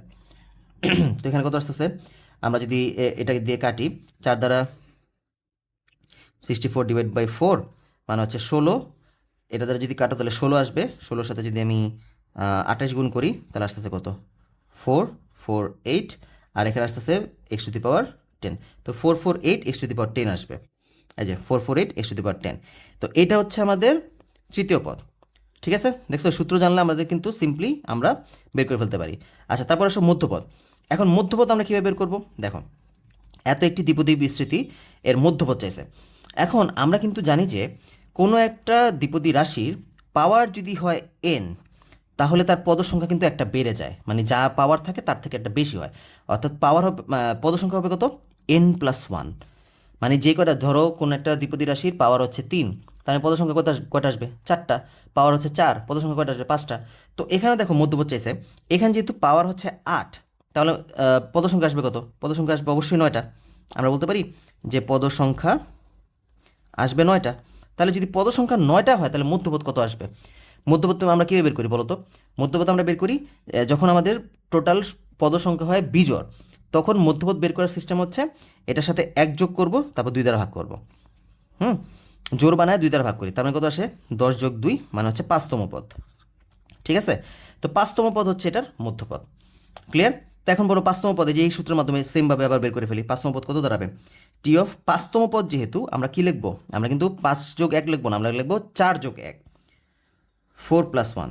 তাহলে কত আসবে, সূত্র বসাই, 8c4, তারপর আসবে কত, প্রথম পদ 2x², প্রথম পদ টু দি পাওয়ার এই দুইটার বিয়োগফল, 8 থেকে 4 বিয়োগ করলে থাকে কত, 4। তারপর দ্বিতীয় পদ -1/2x, -1/2x টু দি পাওয়ার কত আসবে, নিচেরটা 4। ডান, দেখছো সূত্রটা আমরা এভাবে অ্যাপ্লাই করতে পারি। এবার আসো 8c4 বের করি ফার্স্টে, 8c4 কত আসবে, 70, 2 টু দি পাওয়ার 4, তারপর 2 টু দি পাওয়ার 4 মানে হচ্ছে 16, আর x² whole to the power 4 মানে হচ্ছে x টু দি পাওয়ার 8। সেমভাবে এখানেও দেখো এই পাওয়ার বিজোড় হওয়ার কারণে, জোর হওয়ার কারণে মাইনাস কিন্তু চলে যাবে।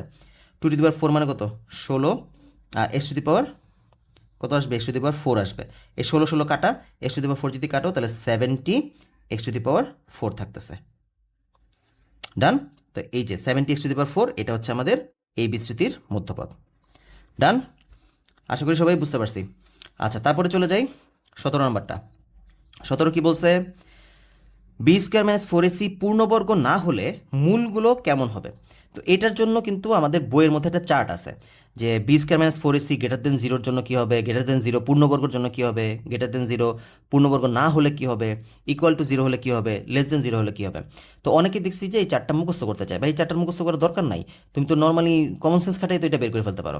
আচ্ছা, প্রথমত হচ্ছে এটা কোত্থেকে আসছে। আমাদের যে কোনো একটা কী বলে দ্বিঘাত সমীকরণ যদি হয় a x square plus b x plus c equals to zero, এর মূল নির্ণয় সূত্র হচ্ছে আমরা এক্স বলতে পারি যে minus b plus minus root over b square minus four a c divide by two a. এটা হচ্ছে মূল নির্ণয় সূত্র, যার মধ্যে এই যে B square minus four a c এটাকে মূলত বলা হয় নিশ্চায়ক। নিশ্চায়ক কেন বলা হয়, কারণ হচ্ছে এই মানটার উপরই ডিপেন্ড করতেছে পুরো রাশির পুরো যে মানটা আসবে সেই মানটা কোন ক্যাটাগরির হবে, বাস্তব হবে নাকি অবাস্তব হবে, মূলত হবে নাকি অমূলত হবে, হ্যাঁ, তারপর হচ্ছে তোমার এই আর কি সমান হবে নাকি অসমান হবে। তো মূলত হচ্ছে এই জিনিসটার উপরে কিন্তু ডিপেন্ড করতেছে, বিকজ এটার উপরে একটা রুট আছে। তো এই কারণেই মূলত ঝামেলাটা তৈরি হয়ে গেছে। তো এজন্য এই রাশিটাকে বলা হয় নিশ্চয়ক, কারণ ও নিশ্চিত করে দেয় যে এখানে আমাদের মানগুলো কেমন টাইপের আসবে। ওকে, তো এখন আসো, তুমি যদি বলো এখানে পূর্ণবর্গ না হলে মূলগুলো কেমন হবে। আমরা ধরলাম যে আমাদের বি এর মান আসছে ফোর মাইনাস ফোর, আর টু এর মান এর মান হচ্ছে টু। এখন বলছে কি পূর্ণবর্গ না হলে, পূর্ণবর্গ না হওয়া মানে কি এই টোটালটার মান কিন্তু শুধুমাত্র একটা দুটা না, কিন্তু টোটালটার মান মান বলছে যে পূর্ণবর্গ না। তো বলবো তো পূর্ণবর্গ ছাড়া সংখ্যা কী আছে, পূর্ণবর্গ ছাড়া সংখ্যা আছে ধরো থ্রি ধরলাম, ধরলাম থ্রি অথবা তেরো, হোয়াট এভার তুমি একটা যে কোনো একটা ধরো যেটা কিনা পূর্ণবর্গ না। হ্যাঁ, তো বলো তো এখন এখানে মাইনাস ফোর প্লাস দেখো তো রুট থার্টিন। এখন আমরা যখন পূর্ণবর্গ সংখ্যা সংখ্যা ছাড়া কোনো একটা সংখ্যাকে ধরো রুট করি, তখন সেখানে কী চলে আসে দেখো তো, এটা কিন্তু একটা অসীম দশমিক সংখ্যা চলে আসছে, অনাবৃত দশমিক, অসীম অনাবৃত দশমিক সংখ্যা চলে আসছে। তার মানে এটা কিন্তু একটা অমূলদ সংখ্যায় কনভার্ট হয়ে গেছে, তাই না। অর্থাৎ নিচে যদি রুট মানে পূর্ণবর্গ সংখ্যা না আসে, তখন কিন্তু সেই সংখ্যাটা একটা এই পুরো সংখ্যাটাকে এখন কী হয়ে গেছে, এটা একটা অমূলদ সংখ্যায় পরিণত হয়ে গেছে, অমূলদ। এখন একটা যদি অমূলদ সংখ্যা চলে আসে, তাহলে ওর সাথে তুমি যা মন চায় তাই যোগ করো না কেন, সেটা তো আলটিমেটলি সব দিন শেষে কী হবে, সব অমূলদ দিয়ে আসবে, তাই না। সব অমূলদ আসবে না, যেহেতু এটা অমূলদ চলে আসছে তাহলে তো সবই অমূলদ, এটা কী লিখছিলাম, অমূলদ দিয়েই সব চলে আসবে। তো দেখো তো এখন অপশনের মধ্যে কি অমূলদ আছে কোথায়, এই যে একটার মধ্যে শুধুমাত্র অমূলদ আছে, দেখছো একটার মধ্যে অমূলদ আছে, তার মানে এটাই হবে অ্যান্সার। বাস্তব তো অবশ্যই আসছে, এখানে বাস্তব সংখ্যা আসে নেই, আসছে কাল্পনিক সংখ্যা কখন আসে, কাল্পনিক সংখ্যা যখন শূন্য থেকে নিচে চলে যায়, ঠিক আছে। রুটের এই যে বিশ ক্যামেন্স ফোর এসি মান যখন জিরো থেকে ছোট হয়ে যায় অর্থাৎ ঋণাত্মক চলে আসে, তখন আমরা সেটা কাল্পনিক মানের দিকে চলে যায়, বুঝতে পারছো। আর যদি এখানে পূর্ণবর্গ আসতো তখন তো রুট তো ওর উপর অ্যাপ্লাই করতে পারতো। সাপোজ এখানে রুট সিক্সটিন চলে আসতো, তাহলে দেখো তো মাইনাস ফোর থাকতো, প্লাস মাইনাস রুট সিক্সটিন মানে কত, ফোর চলে আসতো, ডিভাইড বাই ফোর, তখন কিন্তু দেখো এটা কিন্তু একটা মূলদ সংখ্যা চলে আসতো। ব্যাপারটা বুঝতে পারছো। তো এটাকে মুখস্থ করার কোনো দরকার নাই, তুমি এইভাবে সিম্পলিফাই করে একটা এক্সাম্পল হিসেবে ধরে তুমি এটাকে সমাধান করতে পারবা, ঠিক আছে। ডান, এবার 17 নম্বর শেষ, আসি আমরা 18 নম্বরে। যদি P A two the power four plus 12a cube plus 7a square minus 3a minus 2 হয়, তবে এর একটি উৎপাদক নিচের কোনটি। তো এখানেও উৎপাদক বের করতে বলা হয়েছে। উৎপাদক মানে কি, উৎপাদক হচ্ছে এমন একটা রাশি যেই রাশি দ্বারা ওকে যদি তুমি ভাগ করো, ভাগ করলে ভাগশেষ কত আসবে, জিরো আসবে। ব্যাপারটা বুঝতে পারছো। যেমন তুমি 4 দ্বারা যদি ধরো 9কে ভাগ করো, তুমি কি ভাগশেষ জিরো পাবা, ভাগশেষ কিন্তু তুমি জিরো পাবা না, ভাগশেষে 1 আসবে। তার মানে কিন্তু 4 9-এর একটা উৎপাদক না, কিন্তু 4 দ্বারা তুমি যদি 8কে ভাগ করো তাহলে কিন্তু তুমি ভাগশেষে জিরো পাবা, তার মানে 4 হচ্ছে একটা 8-এর উৎপাদক। তো ব্যাপার হচ্ছে এখানেও সেম জিনিসটা। তো আমাদের বলছে যে নিচের এখানে কোনটা দ্বারা এটাকে ভাগ করলে ভাগশেষ জিরো আসবে, এইটাই মূলত বোঝাচ্ছে যে উৎপাদক কোনটি। তো এটার জন্য আমরা কি করি, তুমি চাইলে হাতে কলমে করতে পারো, এখানে মানগুলো বসায় বসায় চেক করে দেখতে পারো, কিন্তু বিশাল সময়ের একটা ব্যাপার, এত সময় আমাদের কাছে নাই ভাই। তো আমরা কি করবো, আমরা এটাকে ডিরেক্ট ক্যালকুলেটার দিয়ে সলভ করে ফেলবো, যেহেতু আমাদের ক্যালকুলেটার অ্যালাউড, আমরা ক্যালকুলেটার কেন ইউজ করবো না। তবে এখানে একটা ব্যাপার আছে, এখানে এ টু দি পাওয়ার ফোর আছে, যদি এখানে এ টু দি পাওয়ার কিউব থাকতো না তাহলে আমি কিন্তু ডিরেক্ট মান ইজি হতো আরও ব্যাপারটা। দেখো মোডে গিয়ে তুমি যদি ইকুয়েশনে যেতে না, তাহলে দেখো যে এখানে অনেকগুলো অপশন আছে, দেখো এখানে স্কোয়ার আছে, কিউব আছে, টু দি পাওয়ার ফোরটা এখানে নাই, ঠিক আছে। এই যে 991 ইএস প্লাসগুলোতে টু দি পাওয়ার ফোর পর্যন্ত ওটা নাই। তো আমরা কি করব, যেহেতু নাই তাহলে কী হবে, কোনো ক্ষতি নেই, আমাদের আরও উপায় আছে। আমরা এটার উৎপাদক কীভাবে বের করতে পারি, দেখো আমরা আগে পুরো অঙ্কটা তুলে ফেলি, অঙ্কটা তুলতে কিন্তু খুব বেশি সময় লাগে না। দেখো ফোর, এখানে এ আছে, তো আমরা এখানে এ ব্যবহার করবো না, আমরা সবসময় এক্স ব্যবহার করবো। তারপর লিখবো কি alpha x to the power four, দেখো কত সময় লাগে, খুব অল্প সময়ের মধ্যে কিন্তু আমরা তুলে ফেলতে পারবো। 12 আলফা এ শিফট কিউব, এই যে 12 কিউব প্লাস 7 আলফা এ স্কোয়ার, তারপর হচ্ছে -3 আলফা এ, তারপর হচ্ছে গিয়ে -2। দেখছো অঙ্কটা তুলতে কয় সেকেন্ড লাগলো? খুব বেশি সময় কিন্তু লাগে নাই। এখন এটা আমরা মান বের করে ফেলছি। এখন আমরা কি করব? আমরা জাস্ট সিম্পলি ক্যালকে প্রেস করব। ক্যালকে প্রেস করার পরে আমরা এই অপশনগুলো চেক করব যে কোনটার জন্য 0 আসতেছে। দেখো তো এখানে এই মানটা কত আসে, যে 2a - 1 যদি 0 ধরো, তাহলে দেখো তো এর মান কত দাঁড়াবে? এখান থেকে যদি বের করো 2a - 1 = 0, তাহলে এর মান দাঁড়াচ্ছে কত? 1/2। সেমভাবে এখানে যদি 4a + 1 যদি 0 ধরো, তাহলে এর মান দাঁড়াচ্ছে কত? -1/4। a - 1 যদি 0 ধরো, তাহলে এর মান দাঁড়াচ্ছে 1, আর 4a - 1 যদি 0 ধরো, তাহলে এর মান দাঁড়াবে 1/4। এই কটা মানকে তুমি এখন এখানে বসাবা। ফার্স্টে আমি 1/2 বসাই। 1/2 ইকুয়াল দিই, দেখো কত আসে। ওমা 1/2 এর জন্য মিলে গেছে। তার মানে দেখো এই যে দ্যাট মিনস এই মানটার জন্যই তো আমাদের ডিরেক্ট ভাগশেষে 0 চলে আসছে। এটা দ্বারা মূলত আমরা ভাগশেষটাই বের করি। তো এখানে দেখো যে ভাগশেষ 0 চলে আসছে, তার মানে এটাই তো কারেক্ট, এটাই কারেক্ট। আচ্ছা বাকিগুলো একটু করে দেখি তো কী আসতো। আবার কি করবা? আবার ক্যালকুলেট প্রেস করি। এটা আসছে তো, কোনো কিছু তার প্রেস করা লাগবে না, অ্যান্সার কিন্তু এখন পর্যন্ত এই পর্যন্তই আছে। আবার ক্যালকে প্রেস করি। এবার আমরা কি দেবো? -1/4। তো আমরা এটাকে -1/4 দিয়ে দেখি কি আসে। দেখছো এটা কিন্তু উল্টাপাল্টা মান আসছে, তার মানে এটা কিন্তু উৎপাদক হইতো না। আবার ক্যালকে দিই, এবার এটা হিসাব করে দেখি। a - 1 তো এখানে 1 আসবে, 1 দিয়ে ইকুয়াল দিই 18। দেখছো এটাও কিন্তু 0 আসেনি। তারপর হচ্ছে 1/4 দিই, আবার ক্যালকে দিয়ে 1/4 দিলাম। এটা তো দেখো আসলে শুধুমাত্র এটার মধ্যে 0 আসছে, এই জন্য এটা হচ্ছে ওর একটা উৎপাদক। ব্যাপারটা ক্লিয়ার? আচ্ছা তারপর আসি, তারপর আমরা এটাতে চলে যাই। 19 নম্বর, কোনো সমকোণী ত্রিভুজ ABC এর বাহুগুলো দৈর্ঘ্য ABC, মধ্যমা DEF এবং কোণ C = 90 ডিগ্রি হলে নিচের কোণটি সঠিক। তো এইটা হচ্ছে আমাদের পিথাগোরাসের উপপাদ্য থেকে, অ্যাপোলোনিয়াসের উপপাদ্যের মাধ্যমে আমরা একটা ত্রিভুজের 3টা বাহু ও মধ্যমার সম্পর্ক বের করি। ধরো আমাদের একটা ত্রিভুজ হচ্ছে এটা, এটার মধ্যে এই বাহুটা হচ্ছে A, এটা হচ্ছে B, এটা হচ্ছে C। আমাদের মধ্যমা 3টা হচ্ছে, ধরলাম এই হচ্ছে 3টা মধ্যমা, এই 3টা মধ্যমা হচ্ছে এটা ধরলাম D, এটা হচ্ছে E, এটা হচ্ছে F। তাহলে বাহুর সাথে এই ত্রিভুজের একটা মধ্যমাগুলোর একটা সম্পর্ক তৈরি করা যায়। সেই সম্পর্কটা কি? সম্পর্কটা হচ্ছে 3a² + b² + c² হচ্ছে 4d² + e² + f²। মানে বাহুর বর্গের সমষ্টির 3 গুণ হচ্ছে মধ্যমাগুলোর বর্গের সমষ্টির 4 গুণের সমান। এটা হচ্ছে আমাদের বেসিক সূত্র। এইটা পরীক্ষায় কিন্তু এই উপপাদ্যটা প্রমাণেও আসে। এটা হচ্ছে আমাদের বেসিক সূত্র। তো এই সূত্রের মাধ্যমেই মূলত আমাদের এই অপশনগুলো চেক করতে হবে। এখন কিন্তু এখানে সমস্যা হচ্ছে। সমস্যাটা কি? এই ত্রিভুজটার মধ্যে কিন্তু আমি বলে দিই এটা সমকোণী ত্রিভুজ, কিন্তু এখানে দেখো বলা আছে সি হচ্ছে 90 ডিগ্রি, তাই না? সি কিন্তু আমাদের 90 ডিগ্রির কথা বলা আছে। তো এই ব্যাপারটা তুমি এখন কি করতে পারো, যে সি তো 90 ডিগ্রি হয়ে গেছে, ঝামেলা হয়ে গেছে। তো দেখো তো আমি এখানেই অ্যাপ্লাই করি। আমি যে চিত্রটা আঁকছি না, এই চিত্রটা আঁকার সময় আমি একটা কাজ করি, এই যে এটাকে বানায় ফেলাম 90 ডিগ্রি, এটা হচ্ছে সি বিন্দু। ওকে, এটা হচ্ছে সি বিন্দু। তো সি বিন্দু যে অপোজিট যে বাহুটা, সেটাকে আমরা মূলত বাহুটাকে সি ধরি। তারপর হচ্ছে এটা হচ্ছে সি বিন্দু, তো এটা ধরছিলাম এ বাহু, তো এটা হচ্ছে এ বিন্দু, এটা হচ্ছে বি বিন্দু। বি এর অপোজিট বাহুটা হচ্ছে বি, এর অপোজিট বাহুটা হচ্ছে এ। ওকে, তো দেখো তো এখানে যেহেতু এটা সমকোণী ত্রিভুজ যদি হয়ে যায়, তখন আমরা কি করতে পারি? এখানে কি পিথাগোরাসের উপপাদ্য অ্যাপ্লাই করতে পারি না? আমরা কি বলতে পারি না c² মানে হচ্ছে a² + b²? দেখো তো এই চিত্রটা যদি এমন হইতো, তখন কি এটা বলতে পারতাম না আমরা যে যেহেতু সমকোণী ত্রিভুজ, যেহেতু আমাদের বলা আছে সি হচ্ছে 90 ডিগ্রি, তার মানে এটা সমকোণী ত্রিভুজ যদি হয়, তখন কি আমরা c² = a² + b² বলতে পারি না? এখন দেখো তো এই জায়গায় যদি a² + b² জায়গায় তুমি c² বসায় দাও, c² + c² / 3, মানে দেখো তো কত আসে? 3 × 2c² মানে হচ্ছে 4 × ওই হোয়াট এভার যেগুলো আছে, তাহলে কত? 6 × c² মানে হচ্ছে 4 × বাকিটা। দেখো তো এখানে কাটাকাটি করলে 3c² = 2d² + e² + f² চলে আসে, তাই না? এই যে এইটাই হচ্ছে মূলত আমাদের সমকোণী ত্রিভুজের ক্ষেত্রে আমরা এই যে বাহু আর মধ্যমার এই সম্পর্কটা পাই। তো এখানে কত আসতেছে? এখানে 3c², দেখো কোথায় আছে এটা? 3c², এই যে এটা, এই যে 3c² = এই যে, দেখছো?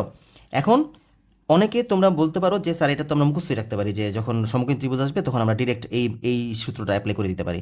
কিন্তু ভাই ব্যাপার আছে, তুমি যে সমকোণী ত্রিভুজে অ্যাপ্লাই করবা ডিরেক্ট, এখন কে সমকোণ তার উপর ডিপেন্ড করে তো নাম চেঞ্জ হয়ে যাবে। এখন যদি সাপোজ আমি এখানে যদি এ বলতাম, এ হচ্ছে সমকোণ, তখন তোমার এখানে চলে আসতো 6a², তাই না? তো এই ব্যাপারটাতে অনেকে ভুল করে ফেলে, অনেকে একটু দেখা গেছে কি যে ভুল, এই জিনিসটা তাড়াহুড়ার কারণে অবজেক্টিভের মধ্যে একটু ভুল হয়ে যায়। তো এই জন্য তোমরা বেসিক সূত্র এটাকে মনে রাখবা, এটাকে মনে রাখার পরে দেন বাকিটা তুমি যেখানে যেই বাহুটার যেটাকে 90 ডিগ্রি বলছে সেটা অনুযায়ী তুমি নিজে বানানো। কয় মিনিট লাগে? খুব বেশি সময় লাগে না, কিন্তু এটা করার কারণে কী হবে, তুমি 100% প্রিসাইজ মানে নিশ্চিত থাকবে যে না তোমার আনসারটা হয়েছে কারেক্ট। ওকে, ডান। এবার 19 নাম্বারটা গেল, তারপর আসি আমরা 20 নাম্বারটাতে। 20 নাম্বারটা কি বলছে? ইউ ইকুয়ালস টু, ইউ হচ্ছে সার্বিক set, x such that x belongs two N, x এর মান হচ্ছে 10 থেকে ছোট বা সমান। তার মানে আমরা বলতে পারতেছি ইউ এর মান কত দাঁড়াবে, যেহেতু এন বলছে, ঠিক আছে? তার মানে হচ্ছে 1 2 3 4 5 6 7 8 9 10 লেখা রাখলাম, কারণ একটু পরে কাজে দিবে এটা। এ হচ্ছে কত, x such that x belongs two N, x এর মান হচ্ছে 8 থেকে ছোট এবং আর এক্স হচ্ছে জোড় সংখ্যা। এক্স এর মান হচ্ছে 8 থেকে ছোট বা সমান, তার মানে জোড় সংখ্যা যেহেতু, তাহলে এ আমরা বলতে পারি কি, এই যে এগুলোর মধ্যে থেকে জোড় সংখ্যাগুলো হবে 2 4, তারপর হচ্ছে 6 8, 10 কিন্তু হবে না, কারণ এই যে 8-এর থেকে ছোট বা সমান বলছে। বি কত দাঁড়াবে? বি হচ্ছে এক্স সাজের x belongs two N, x হচ্ছে 3-এর গুণিতকগুলা। 3-এর গুণিতক এখানে কে কে আছে? 3 আছে, 3 6 9, তার মানে আসবে 3 6 আর 9। ঠিক আছে, এই আমাদের সেট কমপ্লিট। এবার বলছে এ ইন্টারসেকশন বি কত। এ ইন্টারসেকশন বি মানে কি? ইন্টারসেকশন বলতে বোঝায় মূলত কমনগুলো নেই আমরা, তাই না? কমনগুলো ছাড়া কিন্তু আমরা নেই না। তো এ ইন্টারসেকশন যদি বি করো, তো দেখো কমন কি আছে, শুধুমাত্র 6 কমন যেতেছে, আর তো কিছু দেখতেছি না, শুধু 6 কমন যেতেছে। তো ইন্টারসেকশন বি করলে আমরা শুধুমাত্র 6 পাই, তাহলে অ্যান্সার দাঁড়াবে কত? শুধু 6। ঠিক আছে, আই হোপ এটা বুঝতে পারছো। আচ্ছা, তারপর আসো 21 নাম্বারটা। একটি গুণোত্তর ধারার প্রথম পদ হচ্ছে 1/2, প্রথম পদ, আচ্ছা আমি পুরোটা পড়ে নিই, এবং অসীমতক সমষ্টি হচ্ছে 3/4 হলে সাধারণ অনুপাত কত? এখন আমরা জানি যে একটি গুণোত্তর ধারার অসীমতক সমষ্টি নির্ণয়ের সূত্রটা কি? অসীমতক সমষ্টি নির্ণয়ের সূত্র হচ্ছে এস ইনফিনিটি দ্বারা আমরা প্রকাশ করি এ ডিভাইড বাই 1 মাইনাস আর। এটা হচ্ছে আমাদের অসীমতক সমষ্টির মানে অসীমতক সমষ্টি বের করার সূত্র। তো দেখো তো এখানে আমাদের কী কী তথ্য দেওয়া আছে। প্রথম পদ দেওয়া আছে, অর্থাৎ এ দেওয়া আছে, এ হচ্ছে 1/2। অসীমতক সমষ্টি অর্থাৎ এস ইনফিনিটি এটা দেওয়া আছে 3/4। বের করতে হবে কি? বের করতে হবে সাধারণ অনুপাত, অর্থাৎ আর এর মান বের করতে হবে। তো আমরা সিম্পলি এই সূত্রের মধ্যে মানগুলো বসাই দিই।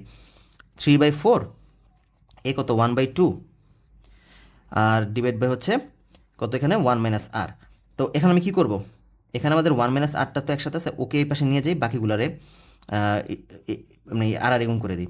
কত দাঁড়াচ্ছে এখানে 1 মাইনাস আর, যদি এই পাশে নিয়ে এসে পড়ি 3 চলে আসবে নিচে, 3 আসলো নিচে, 4 চলে যাবে উপরে, 4 ইন্টু 1/2। এবারে ক্লিয়ার?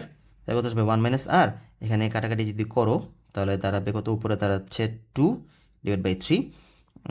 তো আমরা বলতে পারতেছি 1 ইকুয়ালস টু 2/3কে যদি এই পাশে নিয়ে এসে বলি, সরি 1 মাইনাস 2/3 মানে হচ্ছে আর। তাই কত দাঁড়াচ্ছে 3 minus 2 divide by 3 equals to r, মানে আর এর মান দাঁড়াচ্ছে কত 1/3। ঠিক আছে, বা তুমি তোমার মতো ক্যালকুলেশন, তুমি যেভাবে ক্যালকুলেশন করো তোমার জন্য ইজি হয় সেভাবে করে নিও, অ্যাজ ইউ উইশ। এটা কোনো কিছুই না, জাস্ট এখানে সূত্রটা জানলেই হয়, সূত্র জানলে মানগুলো বসা দিলে আমরা পেয়ে যাই। তো আর এর মান দাঁড়াচ্ছে 1/3। ডান, 21 নাম্বারটা কমপ্লিট। এবার আসো 22 নাম্বারটা।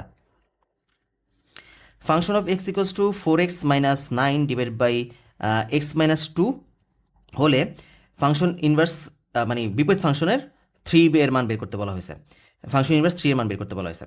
তো এই টাইপের অঙ্ক যখন তুমি করতে যাও, আমি আশা করি তুমি বিপরীত ফাংশন বের করা পারো, কিন্তু যদি পেরে থাকো তাহলে হয়তো জানো যে বিপরীত ফাংশন বের করার একটু বড় প্রসেস, একটু বড় করে কাজটা করতে হয়। তো এই টাইপের অঙ্কগুলোকে তুমি কিন্তু ঝট করে দেখার সাথে সাথেই বের করে ফেলতে পারবা।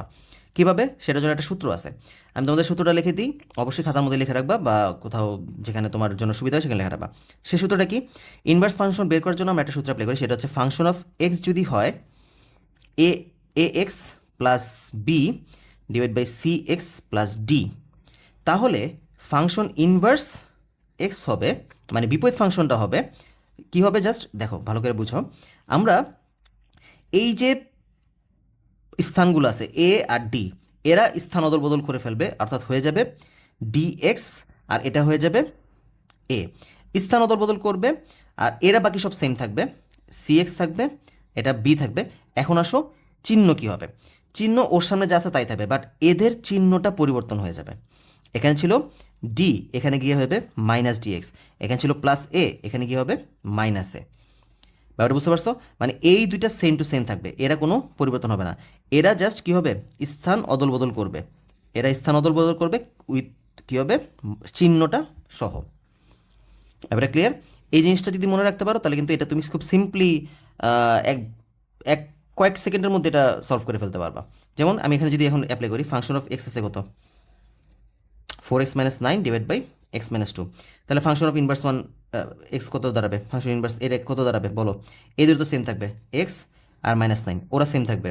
এরা স্থান অদল বদল করবে, হয়ে যাবে কত, এটা ছিল 2, এখানে হয়ে যাবে 2x, এখানে ছিল 4, এখানে নিচে 4 চলে আসছে।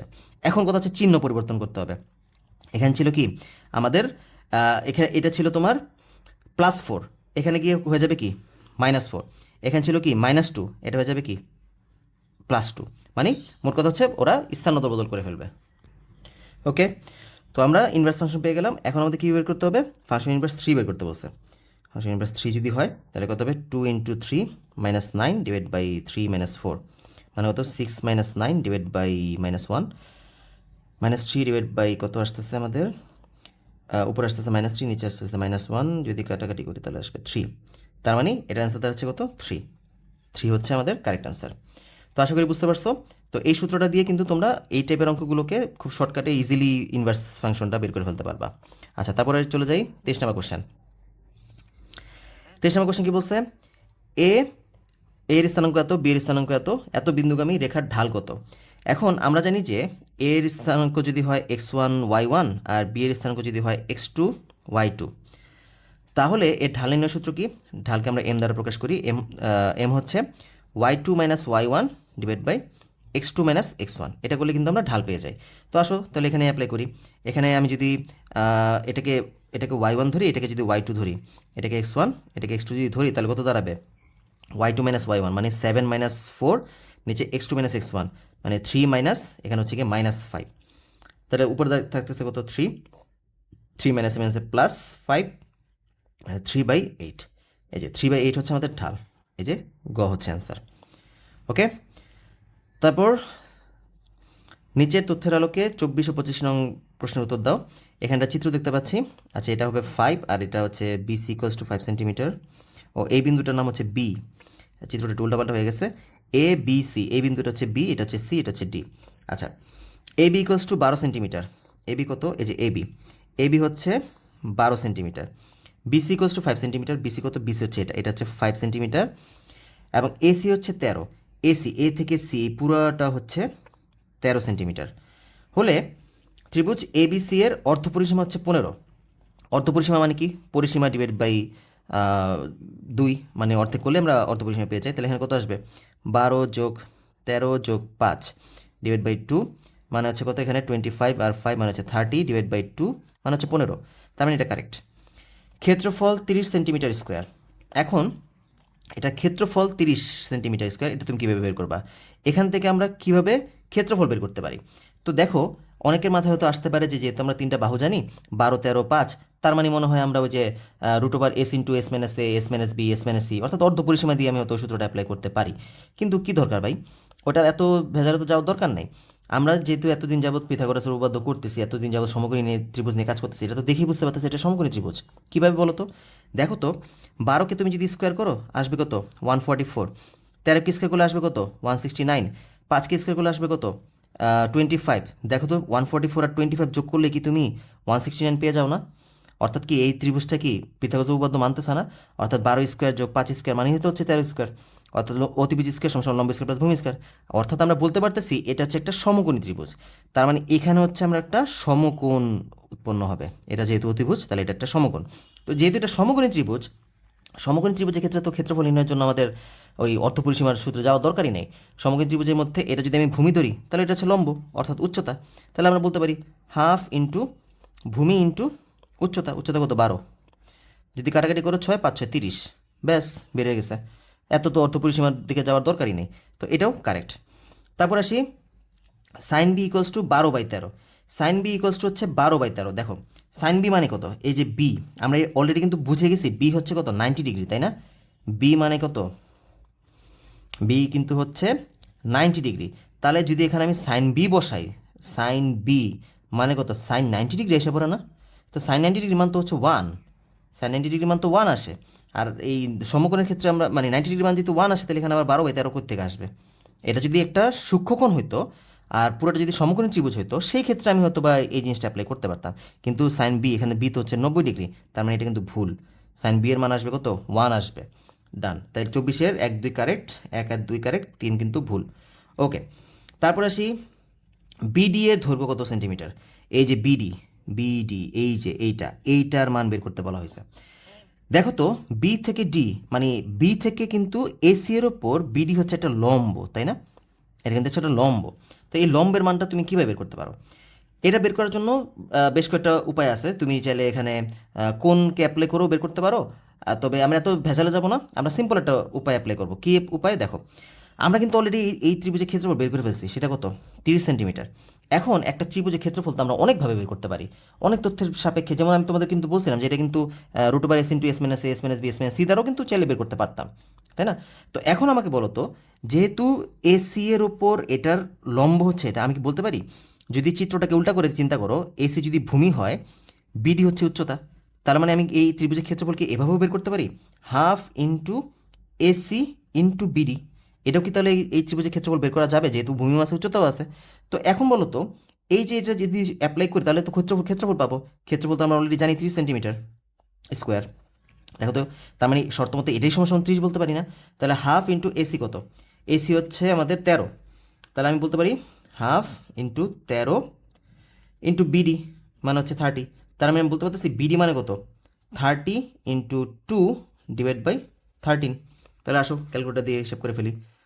কত আসবে? 30 × 2 / কত? 13। কত আসতেছে? 4.615। তার মানে আমি বলতে পারতেছি 4.62।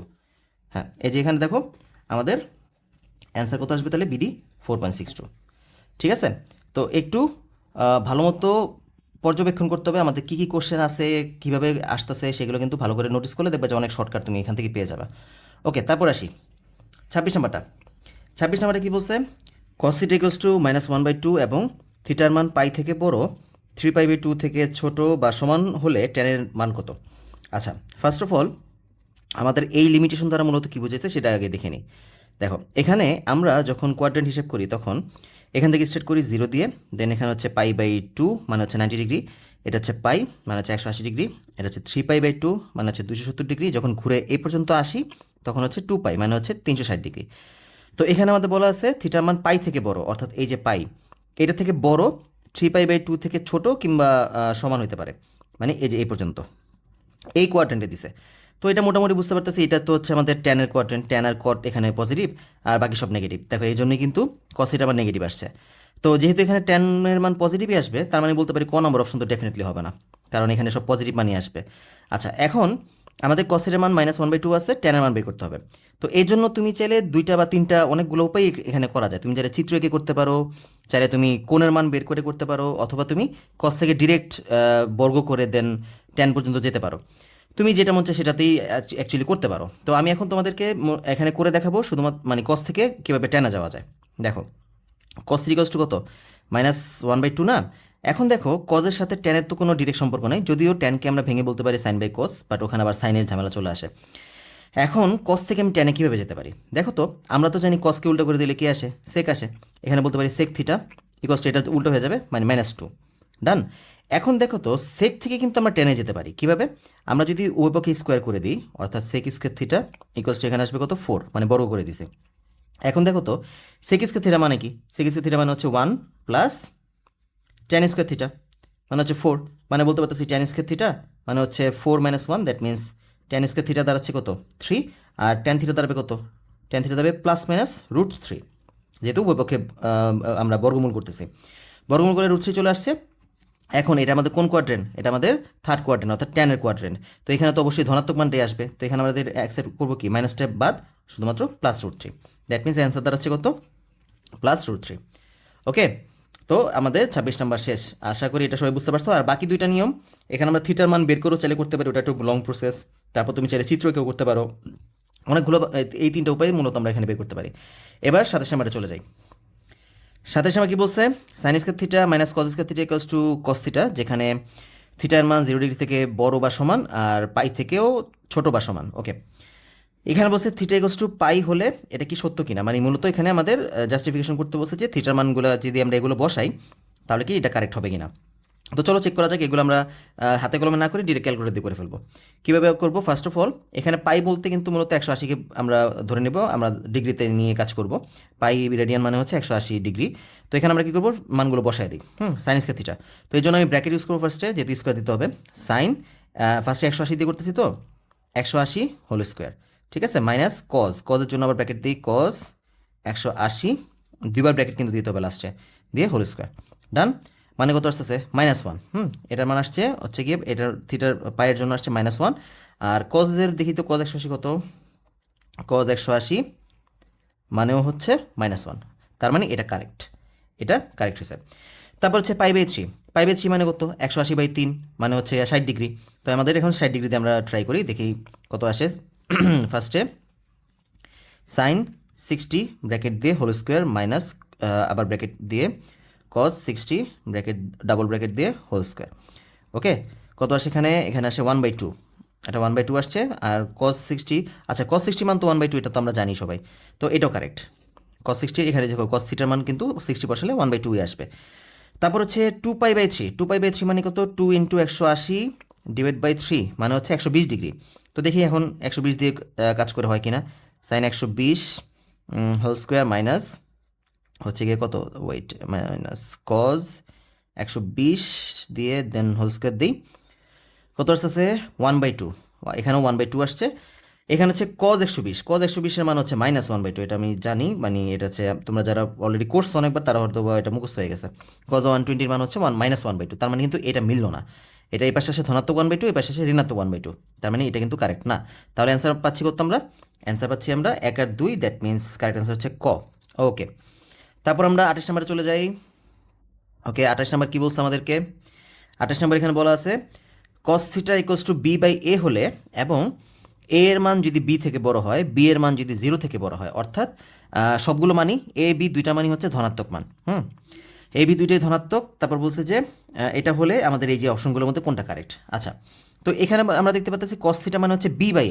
এখন বলো তো আমরা cos থিটা মানে কি জানি, ভূমি বাই অতিভুজ, তার মানে আমরা বলতে পারতেছি b হচ্ছে আমাদের ভূমি আর এ হচ্ছে আমাদের অতিভুজ, তাই না। অতিভুজ, দেখো এখানে কিন্তু সাইন কট আর কজ মাইনাস সেকের মান বের করতে বলছে, তার মানে অবশ্যই আমাদের মানগুলো লাগবে। তো আমাদের যেহেতু ভূমি হচ্ছে বি, অতিভুজ হচ্ছে এ, তাহলে আমরা বলতে পারি লম্ব কত হবে বলো, লম্ব কত দাঁড়াবে, কত, √ অতিভুজ স্কোয়ার মাইনাস ভূমি স্কোয়ার, তাই না। এটা হচ্ছে আমাদের লম্বর মান পেয়ে গেছি। আচ্ছা, এটা যদি লম্ব হয় তাহলে বলো তো সাইন কি দাঁড়াবে, যেহেতু সবাই থিটা নিয়ে কিন্তু কাজ করতেছে, সব কিন্তু থিটার সাপেক্ষে আমরা কাজ করতেছি। আচ্ছা, সাইন থিটা মানে কি, লম্ব বাই অতিভুজ, লম্ব কত, লম্ব হচ্ছে √a² মাইনাস b², আর অতিভুজ কত ছিল, অতিভুজ ছিল a, দেখো তো মিলছে কিনা, হ্যাঁ মিলে গেছে, 1 নাম্বারটা কারেক্ট। তারপর 2 নাম্বারটা কট থিটা, কট থিটা মানে কি, ট্যান মানে হচ্ছে টেরা লম্বা ভূত, লম্ব বাই ভূমি, তাহলে কট থিটা কী হবে, ভূমি বাই লম্ব, ভূমি কত, ভূমি হচ্ছে বি যাবে উপরে, আর লম্ব কত, লম্ব হচ্ছে √a² মাইনাস b², ব্যাস এটা দেখি মিলছে কিনা, হ্যাঁ মিলছে, ব্যাস এটাও কারেক্ট। তারপর হচ্ছে cos theta minus sec theta মানে হচ্ছে a² minus b² divide by ab।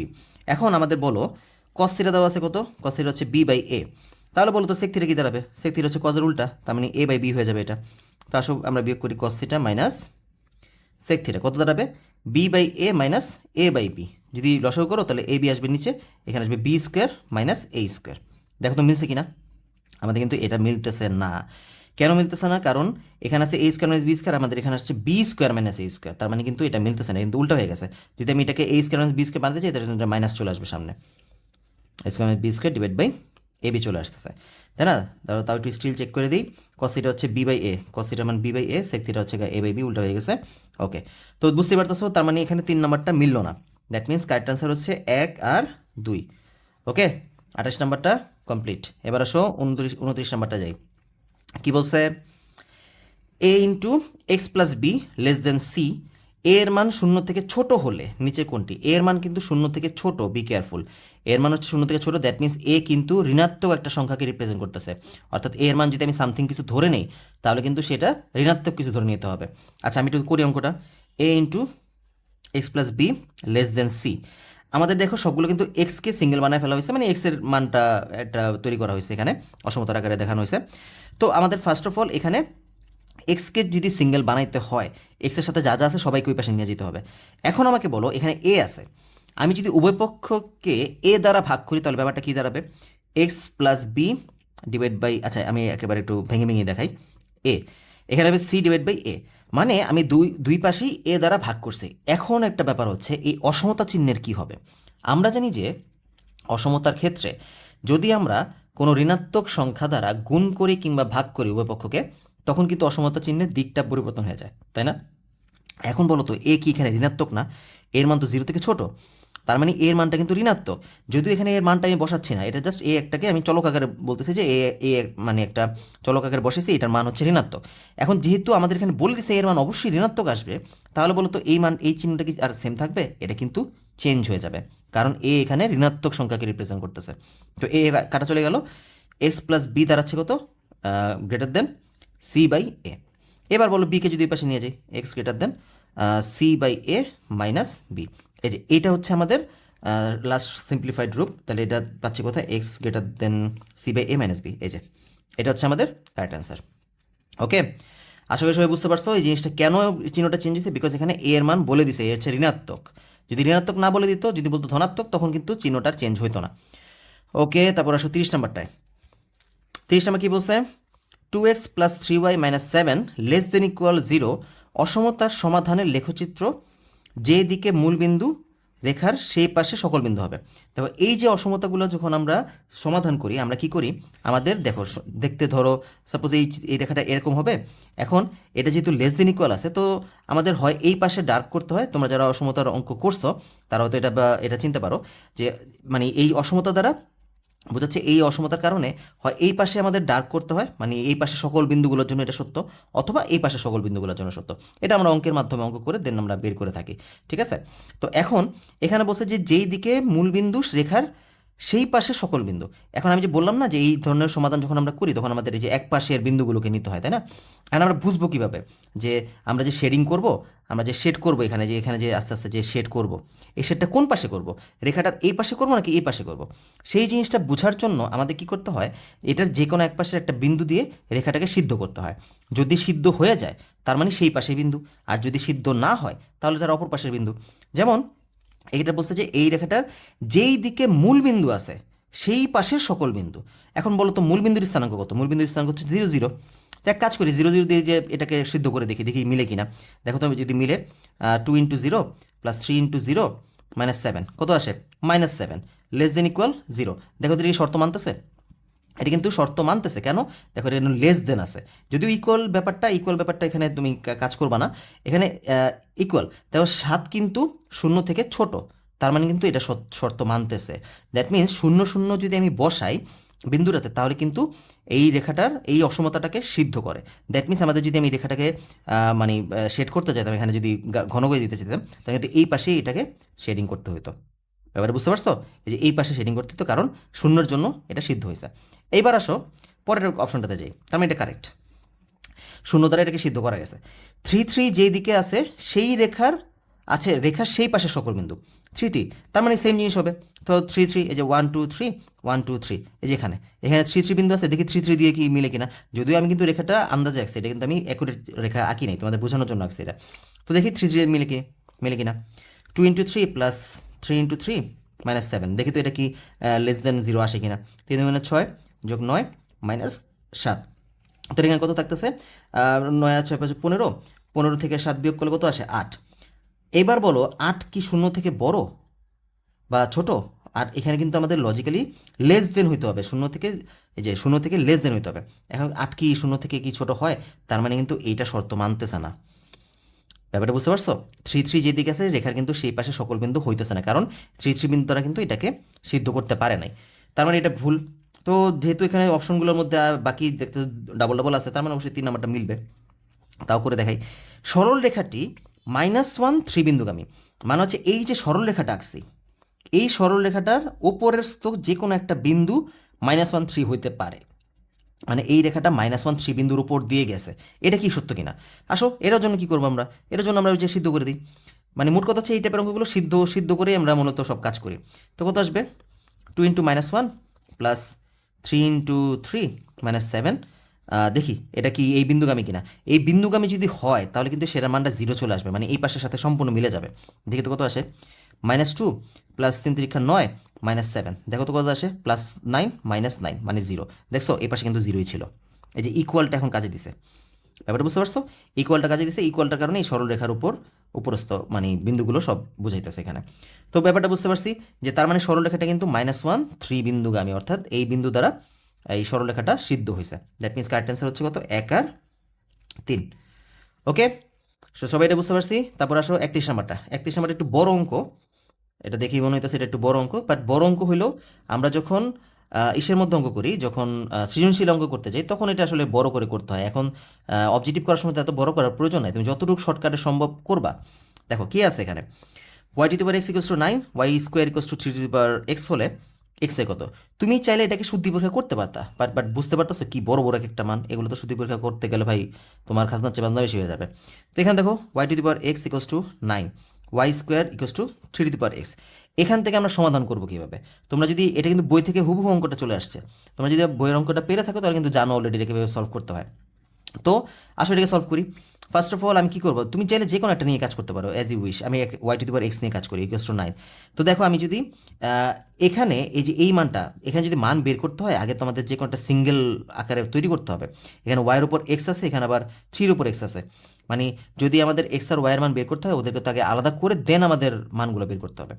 তো আমি কি করব, আমি y⁴ x কে নিয়ে কাজ শুরু করছি। এখন এইটার মধ্যে এই মানটাকে আমি ইনপুট করতে চাইতেছি, কিন্তু কীভাবে করবো? এখানে তো y-এর উপর স্কোয়ার আছে, এখানে y-এর উপর আছে x। তো আমি এক কাজ করি, ওই উপর স্কোয়ার করে দিই, y⁴ x² = 81। দেখো তো এই যে স্কোয়ার আসার কারণে এরা তো পরস্পর গুণ আকারে আছে, কারণ পাওয়ারের উপর হোল পাওয়ার থাকলে পাওয়ার গুণ হয়ে যায়। তো আমি এটাকে চেলে লিখতে পারি না y² x = 81। কোনো ক্ষতি হবে? কিন্তু কোনো ক্ষতি হবে না, কিন্তু লাভ কিন্তু হবে। y² মানে কত 3x x = 81। দেখো এই যে কাজ হয়ে গেছে। এখানে আমরা কি বলতে পারি 3 পাওয়ার গুণ হয়ে x²। এখানে কি বলা যায় 3⁴ 3⁴ না, 3⁴ মানে তো হচ্ছে 81, 3⁴। হ্যাঁ 3⁴। দেখো এবার দেখো ভিত্তি মিলে গেছে, বলতে পারি x² কত 4, তাহলে x এর মান দাঁড়াচ্ছে কত +-2। ব্যাপারটা বুঝে গেছে? দেখছো তো x এর মান কিন্তু আমরা +-2 পেয়ে গেছি। এবার আমরা কীভাবে y এর মান বের করবো? তা একবার আসো, একবার কি করব আমরা, এই যে এই সমীকরণের মধ্যে একবার x এর মান +2 বসাই, যে y⁴ 2 = 9, তার মানে দাঁড়াবে কত y = +-3, আবার y⁴ -2 = 9 -2 না, হ্যাঁ। তাহলে আমরা বলতে পারতেছি যে 1/y² = 9, তাহলে y² দাঁড়াবে কত 1/9, y দাঁড়াচ্ছে কত +-1/3। তাহলে y এর মান আমরা দুইটা পাইছি, টোটাল 4টা পাইছি, ঠিক আছে। +2 এর জন্য পাইছি +-3, আর -2 এর জন্য পাইছি +-1/3। দেখো তো এটা কোথায় মিলছে? এটা কিন্তু মিলতেছে কোথাও না, এটা তো অ্যাকচুয়ালি মিলতেছে না কোথাও। এটা এখানে অপশনের মধ্যে অ্যান্সারই নেই। দেখো -2 1/9, না এখানে কোনোটাই মিলতেছে না। খুব সম্ভবত এখানে এই যে এই মানটার মধ্যে রুটটা হবে না, রুটটা না হলে এটা অ্যান্সারটা মিলে যেত, ঠিক আছে। এখানে রুটটা না হলে, কারণ একমাত্র এটাই সিমিলার মানে কাছাকাছি যেতেছে, আদারওয়াইজ কিন্তু কোনোটাই যেতেছে না, বুঝছো। তাই এইটা হইতে পারতো যদি এখানে রুটটা না থাকতো। তো আমরা বলতে পারি যে এখানে কোনো অ্যান্সার নাই, ঠিক আছে। আচ্ছা তারপর আসি 32 নাম্বারটা কি বলছে, y = এত এবং y = এত দুটি সরলরেখা ঢাল দ্বয়ের গুণফল হচ্ছে -4, রেখা দ্বয়ের ছেদবিন্দু হচ্ছে এত, y অক্ষের ছেদাংশ যথাক্রমে 1 আর -1। ওকে, তো এই অঙ্ক করার আগে ফার্স্ট আমাদের একটা সূত্র সম্পর্কে একটু ভালো করে জেনে নেই। আমরা সরলরেখার আদর্শ সমীকরণ বলতে যেটাকে জানি সেটা হচ্ছে y = mx + c।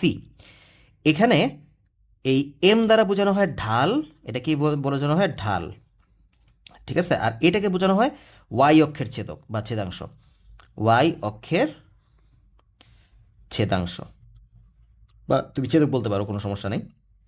এখন এই সূত্র দিয়ে মূলত এই পুরো কোশ্চেনটা আমরা সমাধান করবো। দেখো বলছে এত এত সমীকরণের দুটি সরলরেখার ঢাল দ্বয়ের গুণফল -4। এখন দেখো আমরা যেহেতু জানি যে কোনো একটা সমীকরণকে যদি এই আকার তৈরি করতে পারি তাহলে এক্স এর সাথে যা গুণ আকার থাকবে না সেটাই হচ্ছে ঢাল। দেখো তো মানে মোট কথা হচ্ছে যে কোনো সমীকরণ দেখ না কেন তোমার টার্গেট থাকবে ওয়াইকে সিঙ্গেল আকারে রাখতে হবে। ওয়াইকে সিঙ্গেল আকারে রাখার পরে বাকি সবাইকে যদি এভাবে সাজাও তখন এক্সের সাথে যেটা গুণ পাবা সেটাই হচ্ছে ঢাল। যেমন এখানে দেখো সিঙ্গেল আকারেই আছে ওয়াই সিঙ্গেল, এক্স এটাও সিঙ্গেল। তাহলে দেখো তো এক্সের আকারে এখানে এক্সের সাথে গুণ আছে কত, -2, তার মানে এটার ঢাল হচ্ছে কত, এর আমি M1 ধরলাম, M1 হচ্ছে -2, এটা দেখো এক্সের সাথে, এটাও ওয়াই সিঙ্গেল আকার আছে, এক্সের সাথে কত গুণ আছে 2, তার মানে M2 হচ্ছে কত 2।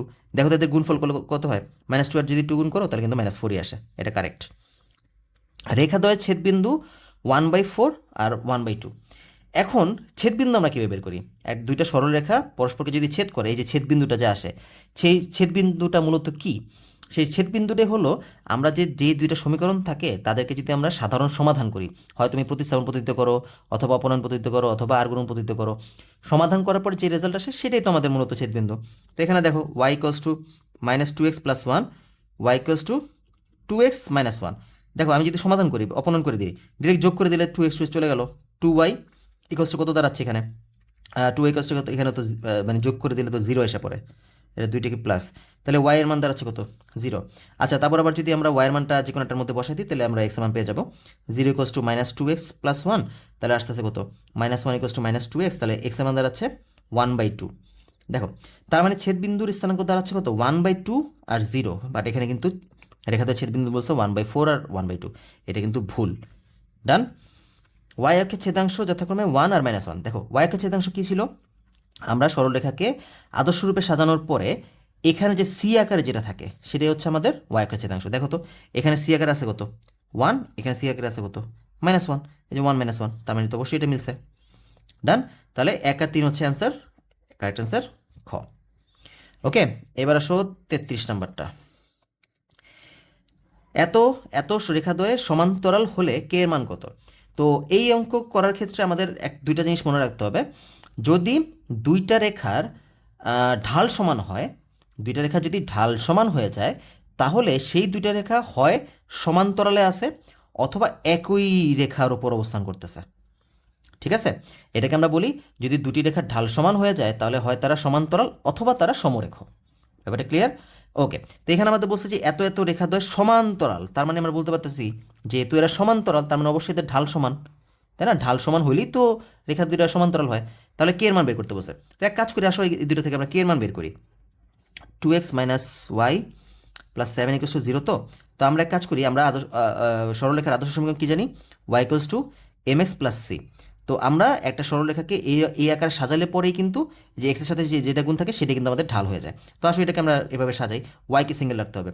তো আমি যদি ওয়াইকে সিঙ্গেল রাখি 2x + 7 = y, তাহলে ওয়াই বলতে পারতেছি 2x + 7, তার মানে এই রেখার ঢাল হচ্ছে কত 2, একটা ঢাল পাইছি আমরা 2।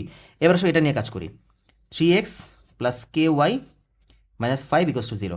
তো এক কাজ করি, সবাইকে ওই পাশে পাঠিয়ে দিই, ky = -3x - 5। ওকে, সরি -5 না, তো এটা +5 হবে। আচ্ছা, তারপর আসি, এখন ওয়াইকে সিঙ্গেল বানাইতে হবে, ওয়াইয়ের সাথে তো কে গুণ আছে, আমি সবাইকে যদি কে দ্বারা ভাগ করে দিই, y = -3/k × x + 5/k। ব্যাস, এই যে আমরা y = mx + c আকারে সাজালাম। এখন দেখো এক্সের সাথে গুণ আছে কত -3/k, এখানে ঢাল পাইছি 2, এখানে ঢাল পাইছি -3/k। যেহেতু বলছে এরা সমান্তরাল, তার মানে শর্ত মতে এই ঢাল আর এই ঢাল সমান হওয়ার কথা, আমরা বলতে পারতেছি তাহলে -3/k = 2।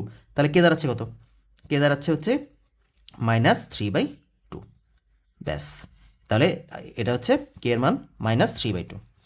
ওকে, আশা করি সবাই বুঝতে পারছি এই জিনিসটা। তারপর আসি 34 নাম্বারটা।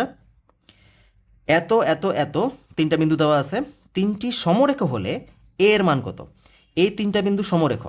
এখন আমরা কি জানি, যদি তিনটি বিন্দু সমরেখ হয় তাহলে সেই তিনটি বিন্দু দ্বারা গঠিত যে দুইটি বা তিনটি সরলরেখা হবে তাদের সবার ঢাল পরস্পর সমান হবে। সমরেখা হওয়া মানেই হচ্ছে তাদের ঢাল সমান হবে। ব্যাপারটা ক্লিয়ার? তো দেখো এখানে যদি তিনটা বিন্দু, এই যে দেখো তিনটা বিন্দু যদি থাকে, যদি এরা সমরেখ হওয়া মানে কি, যে এই যে এই একটা রেখা, এই একটা রেখা, অথবা তুমি বলতে পারো এই একটা রেখা আর এই পুরোটা একটা রেখা, মানে এ বি সি যদি দেই তাহলে এ বিকে একটা রেখা বলতে পারো, বিসিকে একটা রেখা বলতে পারো, এসিকে একটা রেখা বলতে পারো, মানে মোট কথা হচ্ছে তুমি তিনটা বিন্দু দ্বারা তিনটা রেখা গঠন করতে পারবা। ওকে, এখন এত বিন্দু তিনটি সমরেখ হলে এ এর মান কত। তো যেহেতু তিনটি বিন্দু সমরেখ তার মানে এদের ঢাল সমান হবে। তো আমি ধরলাম কি আমাদের দুইটা রেখা হচ্ছে এ বি আর হচ্ছে বিসি। তো দুইটা ঢাল বের করে ফেলি, ফার্স্টে এটাকে ধরলাম এ, এটা এ, এটা বি। তাহলে আমরা বলো ঢাল নির্ণয় সূত্র কি, ঢাল নির্ণয় সূত্র হচ্ছে y2 - y1 / x2 - x1। তো এটা হচ্ছে x1 y1, এটা x2 y2। ওকে, তো আসো শুরু করি। কত আসবে এ বি এর ক্ষেত্রে? আমরা বলতে পারি ফার্স্টে y2 minus y1, a minus 3 minus minus 1, এই যে y2 মাইনাস y1, এবার হচ্ছে x2 a প্লাস 1 মাইনাস 2, ব্যাস আসলো। তাহলে a minus 3 plus 1 divide by a minus 1 আসতেছে কত এখানে? a minus 2 divide by a minus 1। এটা হচ্ছে এবি রেখার ঢাল পেয়ে গেলাম। সেমভাবে আসো বিসি রেখার ঢাল বের করি। বিসি রেখার ঢাল বের করি, কত দাঁড়াবে? এই যে এটা হচ্ছে y2, কী বলে এটাকে y2 ধরলাম, এটাকে x2 ধরলাম, এটা y1 ধরলাম, এটা x1 ধরলাম। তাহলে আমরা এটা থেকে এটা বিয়োগ করব, a মাইনাস 3, তারপর হচ্ছে a plus 2 minus a plus 1। আসলে দেখি কি হয়। a minus a plus 3 divide by a plus 2 minus a minus 1। দেখো a এবার চলে গেল 3, a এবার চলে যাবে, থাকবে কত এখানে? 1, মানে শুধুমাত্র 3 আসে। ওকে, যেহেতু তিনটি সমরেখ, তার মানে এই ঢাল আর এই ঢাল পরস্পর সমান হবে। আমরা বলতে পারি যে শর্ত মতে a minus 2 divide by a minus 1 equals to 3, তাই না? তাহলে a মাইনাস 2 দাঁড়াচ্ছে কত? 3a minus 3। তাহলে আমরা বলতে পারতেছি 3কে যদি পাশে নিয়ে আসি, 3 minus 2 equals to 3a minus a, that means এখানে আসতেছে কত? 1 ইকুয়ালস টু 2a। তাহলে এর মান দাঁড়াচ্ছে কত? 1/2। এই যে এর মান 1/2 চলে আসছে। ওকে, এটা একটা বড় অঙ্কই, আমাদের এটা কিন্তু সচরাচর সৃজনশীলে বড় অঙ্ক আকারেই আসে। আচ্ছা, এটা গেল। এবার আসো লাস্ট ওয়ান কি? মূলবিন্দু এবং এত বিন্দুগামী সরলরেখার সমীকরণ কত? মূলবিন্দুর স্থানাঙ্ক কত? মূলবিন্দুর স্থানাঙ্ক হচ্ছে 0 0। এখন আমরা জানি যে, আমি একটা সূত্র লিখে নিই, যে x1 y1 আর x2 y2, যদি দুইটি বিন্দু দেওয়া থাকে x1 y1 x2 y2, তাহলে এই দুইটি বিন্দুগামী সরলরেখার সমীকরণ হচ্ছে y minus y1 divide by y1 minus y2, x minus x1 divide by x1 minus x2। এটাকে অনেকভাবেই লেখা যায়। তুমি y minus y1 divide by x minus x1 সমান সমান y1 minus y2 divide by x1 minus x2, এভাবেও এই ফরমেশনও তুমি লিখতে পারো, কোনো সমস্যা নাই। আচ্ছা, এবার এটা হচ্ছে দুটি বিন্দু দেওয়া থাকলে, এখন আমাদের বলতো বিন্দুগুলো কী কী আছে? বিন্দুগুলো হচ্ছে মূল বিন্দু 0 0 আর হচ্ছে x1 y1।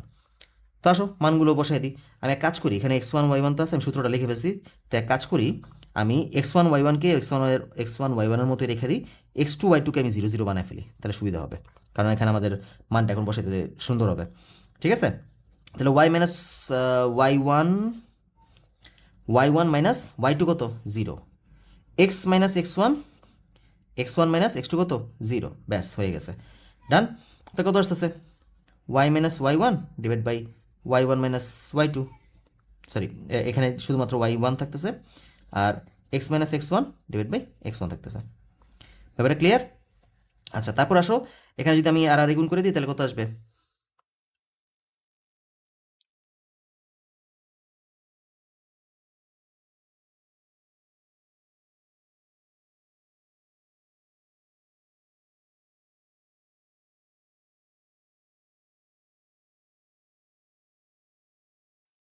তাহলে y into x1 minus y1 x1, y1 into x minus y1 x1। ঠিক আছে, তাহলে y ইন্টু x1, এটাকে দেখো এই পাশে মাইনাস y1 x1, এই পাশে মাইনাস y1 x1, এটা কিন্তু বাদ চলে যাবে। তার মানে y x1 equals to x y1। ঠিক আছে, দেখো তো এটা এরকম আসছে কোথাও? না, এরকম আসে নাই। আমরা বলতে পারি y ইকুয়ালস টু, এটা কি বলা যায়? y1 by x1 into x. এই যে এই ফরমেশন আমরা দেখতে পারতেছি, এই যে y equals to y1 by x1 into x. ঠিক আছে, তাহলে এটা হচ্ছে আমাদের কারেক্ট অ্যান্সার। তো তুমি এই সূত্রের মাধ্যমে এটাকে এভাবে লিখতে পারো, যেহেতু এখানে আমাদের বিন্দুগুলো দিয়ে দিছে, যে x1 আর y1 আর হচ্ছে মূল বিন্দু 0 0। অলরাইট, তো এই পর্যন্ত ছিল আমাদের এই বরিশাল বোর্ড 2016 সালের এসএসসি পরীক্ষার হায়ার ম্যাথের অবজেক্টিভ পার্টটা। তো আশা করি সবাই বুঝতে পারছো। তো আমার অনলাইনের কিন্তু বর্তমানে কোর্সটা রানিং আছে, যে হায়ার ম্যাথ এবং জেনারেল ম্যাথের দুইটারই বর্তমানে কোর্স রানিং আছে। তো তোমরা যদি কেউ ভর্তি হতে চাও, তাহলে কিন্তু অবশ্যই আমার যে হোয়াটসঅ্যাপ নাম্বারটা দেওয়া আছে স্ক্রিনে, সেটার মধ্যে কিন্তু মেসেজ করবা। খুবই স্বল্প মূল্যে আমি কোর্সটা করাচ্ছি, এবং অলমোস্ট এসএসসি পরীক্ষার আগ পর্যন্ত তুমি কিন্তু ফুল কোর্সটা সম্পূর্ণ পেয়ে যাচ্ছ। একটা স্বল্পকালীন এককালীন টাকার মধ্যে কিন্তু সম্পূর্ণ ফুল কোর্সটা তুমি পেয়ে যাবে। আর একটা ব্যাপার হচ্ছে, আমি কিন্তু আমার কোর্সের মধ্যে মোটামুটি সব কিছু ডিটেলসে পড়ানোর চেষ্টা করি, কোনো কিছু স্কিপ করে যায় না, সব কিছু ভেঙে ভেঙে যতটুকু সম্ভব সব অঙ্ক করাই একদম 100% বলতে গেলে 100% বলবো না, 99.99% আমি অঙ্কই বইগুলো করায় ফেলি। এবং সূত্র, তারপর হচ্ছে তোমার সূত্রের ব্যাখ্যা, প্রাথমিক আলোচনা, এগুলো তো সব কিছু আছেই।